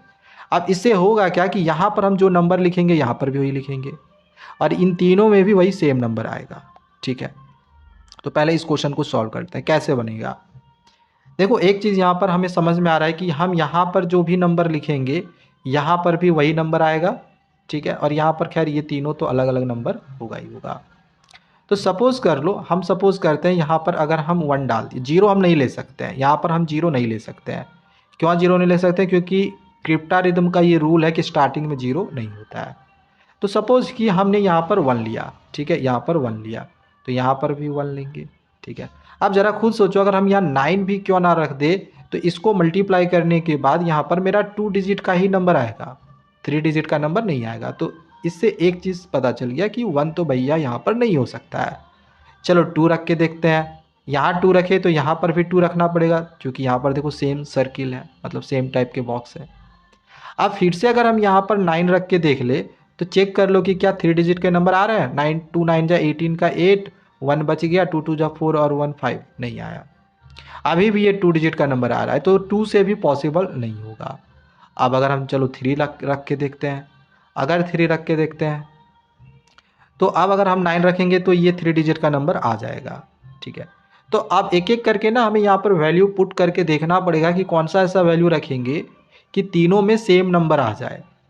अब जैसे अगर हम मान के चलो यहाँ पर 9 पुट कर दिए, ठीक है, ध्यान रखना बाद में से हमें फिर मिटाना भी पड़ेगा। लेकिन एक चीज़ हम कन्फर्म है कि यहाँ पर हम फिलहाल 3 रख के देख रहे हैं, ठीक है। क्योंकि हमने 1 रखा, 0 तो होता नहीं, 1 2 ट्राई किया नहीं हुआ तो 3 ट्राई किए हैं। अब हम 9 से स्टार्ट कर लेते हैं पहले, क्योंकि हमने 2 केसेस में 9 से स्टार्ट करा था। इसको अगर हम मल्टीप्लाई करें तो 3 9 जा 27 का 7 हो गया, बच गया 2, 3 3 जा 9, 10 11। ये देख लो ये यहाँ पर कितना हो गया 117। तो ये तीनों में तो सेम नंबर आना चाहिए, सेम आया नहीं आया, तो इससे पता चल गया 9 तो वहाँ पर नहीं होगा, ठीक है। यहाँ पर 3 के लिए हम चेक तो कर रहे हैं, ठीक है, 3 रहने दो। 9 तो यहाँ पर नहीं आएगा, 8 करके देखते हैं। तो 3 8 जा 24 का 4, बच गया 2, 3 3 जा 9, 10 11, अभी भी नहीं आया। अभी भी यहाँ पर 1 1 4 आया, तो ये भी नहीं होगा, तो इससे पता चला 8 भी नहीं हुआ, 3 रहने देते हैं। अब 7 करके देखते हैं, तो 3 7 जा 21 का 1, बचा कितना यहाँ पर 2, 3 3 जा 9 और 2 11। तो ये देख लो मेरा आंसर यहाँ पर बिल्कुल करेक्ट आ रहा है 7 रखने पे। तो यहाँ पर 3 होगा, यहाँ पर भी 3 होगा, यहाँ पर 7 होगा। मल्टीप्लाई करेंगे 3 7 जा 21 का 1, 2 बच गया, 3 3 जा 9 10 11, 3 3 जा 9 10 11। देखो समझ में आ गया। यहाँ पर देखो तीनों बॉक्सेस में सेम नंबर आ गया, ये दोनों बॉक्स में सेम नंबर आया और ये अलग आया। तो ये क्वेश्चन बन गया। देखो कितनी इजीली हम इन क्वेश्चंस को बना लेते हैं। अगर आप इस प्रकार से बॉक्सेस को बनाते हो ना, आपका क्वेश्चन कोई भी बहुत ही इजीली बन जाता है। ठीक है, अब इस क्वेश्चन को देखते हैं सेकेंड नंबर को। सेकेंड नंबर में यहाँ पर डब्ल्यू के लिए कुछ ऐसा सिंबल बनाया, ओ के लिए ऐसा, फिर डब्ल्यू आ गया तो फिर यही वाला सिंबल बनाएगा। अब यहाँ पे 5 से मल्टीप्लाई कर रहे हैं। एम के लिए हमने कुछ ऐसा सिंबल बनाया, ई के लिए कुछ ऐसा, और ओ के लिए ऑलरेडी हमने ये वाला सिंबल लिया था, इसको ले लिए, और फिर डब्ल्यू के लिए ये वाला सिंबल था, इसको ले लिए।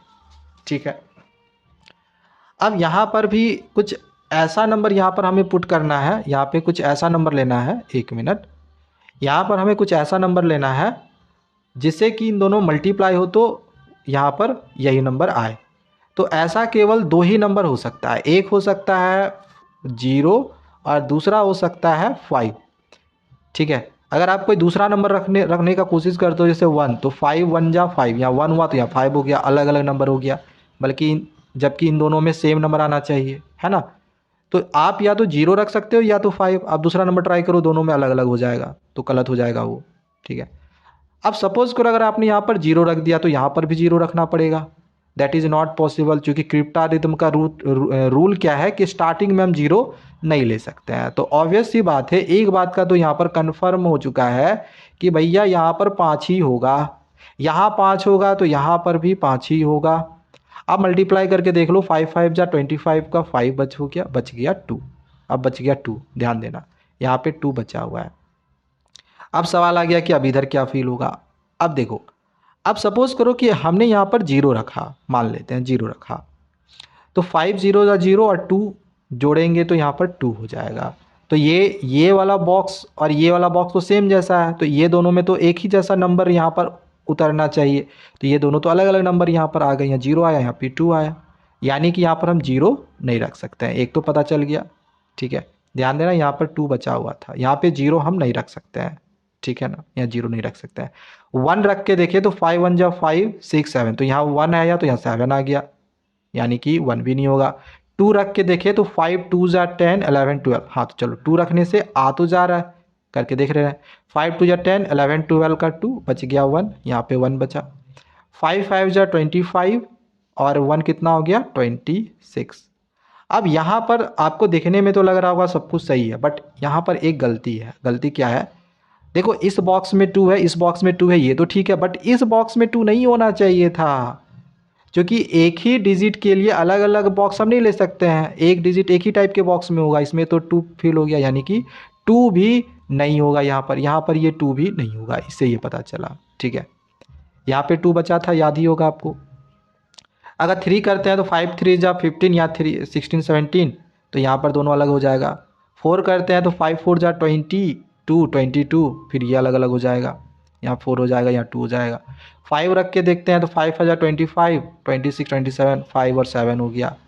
6 रख के देखते हैं तो 5 6 जा 30 और 2 32 अलग हो जाएगा।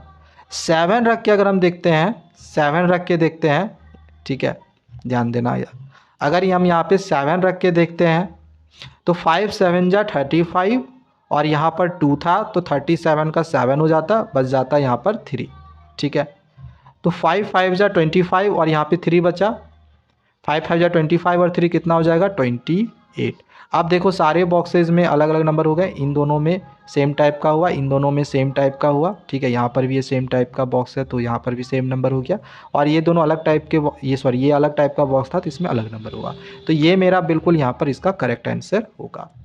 समझ में आया। तो कुछ इस प्रकार से हम ना क्रिप्टारिथम को सॉल्व करते हैं। ये सबसे ईजी ट्रिक है जो कि मैंने आप लोग को यहाँ पर बताया है। अब एक लास्ट क्वेश्चन है, which of the following venom diagram captures the relationship between the multiples of 4 8 and 32।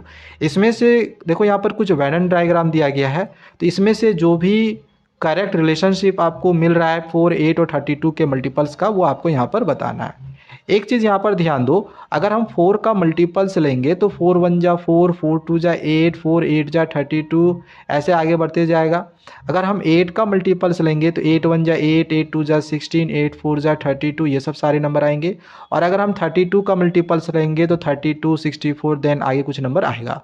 तो इसमें हम क्या देख रहे हैं कि 8 में 4 नहीं आ रहा है, 8 में 4 नहीं आ रहा है, ठीक है, और 32 में 8 नहीं आ रहा है, 8 और 4 दोनों नहीं आ रहा है इनफैक्ट, ठीक है। जबकि अगर हम 4 वाले में देखें तो 8 भी आ जा रहा है और 32 भी आ जा रहा है, 8 भी आ जा रहा है, 32 यहाँ पर आ जा रहा है ना। मतलब कि हम सिंपल कर सकते हैं कि अगर हम ये 4 वाला बॉक्स बनाए, यानी 4 का अगर इसमें टेबल हो, 4 8 32 ऐसे टेबल पूरा लिखा हुआ हो, तो ये 8 का भी टेबल हो सकता है ये 8 का टेबल, 8 का टेबल में भी सारे नंबर आ जाएंगे, ठीक है। और ये 32 का भी टेबल में ये सारे नंबर्स आ जाएंगे, ठीक है, 32 के भी टेबल में ये सारे नंबर्स आएंगे। कहने का मतलब ये हो गया कि ये मेरा बॉक्स हो गया, ये मेरा बॉक्स हो गया 4 वाला, इसके अंदर वाला जो बॉक्स होगा, ये वाला बॉक्स होगा, इसके अंदर वाला ये जो बॉक्स होगा ये होगा 8 का, ठीक है।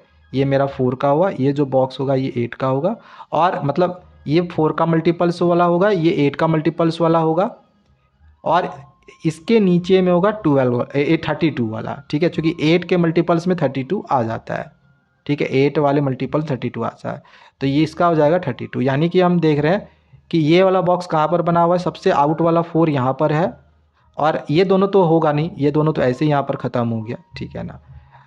अब ये वाला देख रहे हैं, ये बाहर में यहाँ पर 32 दिया है, तो ये तो नहीं होगा, तो ऑब्वियस ये बात यही होगा, देखो बाहर वाला ये 4 का मल्टीपल्स है, फिर इसके अंदर में ये वाला 8 का मल्टीपल्स है, फिर ये इसके अंदर में 32 वाला मल्टीपल्स है। सो इसका जो राइट आंसर होगा ये ऑप्शन नंबर 4 होगा।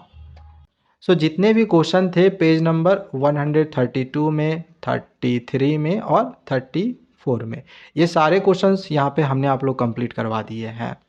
अगर आपको आगे के भी चैप्टर्स के सॉल्यूशंस इसी तरह चाहिए, अच्छे से समझना हो, तो चैनल को सब्सक्राइब करके रख लो।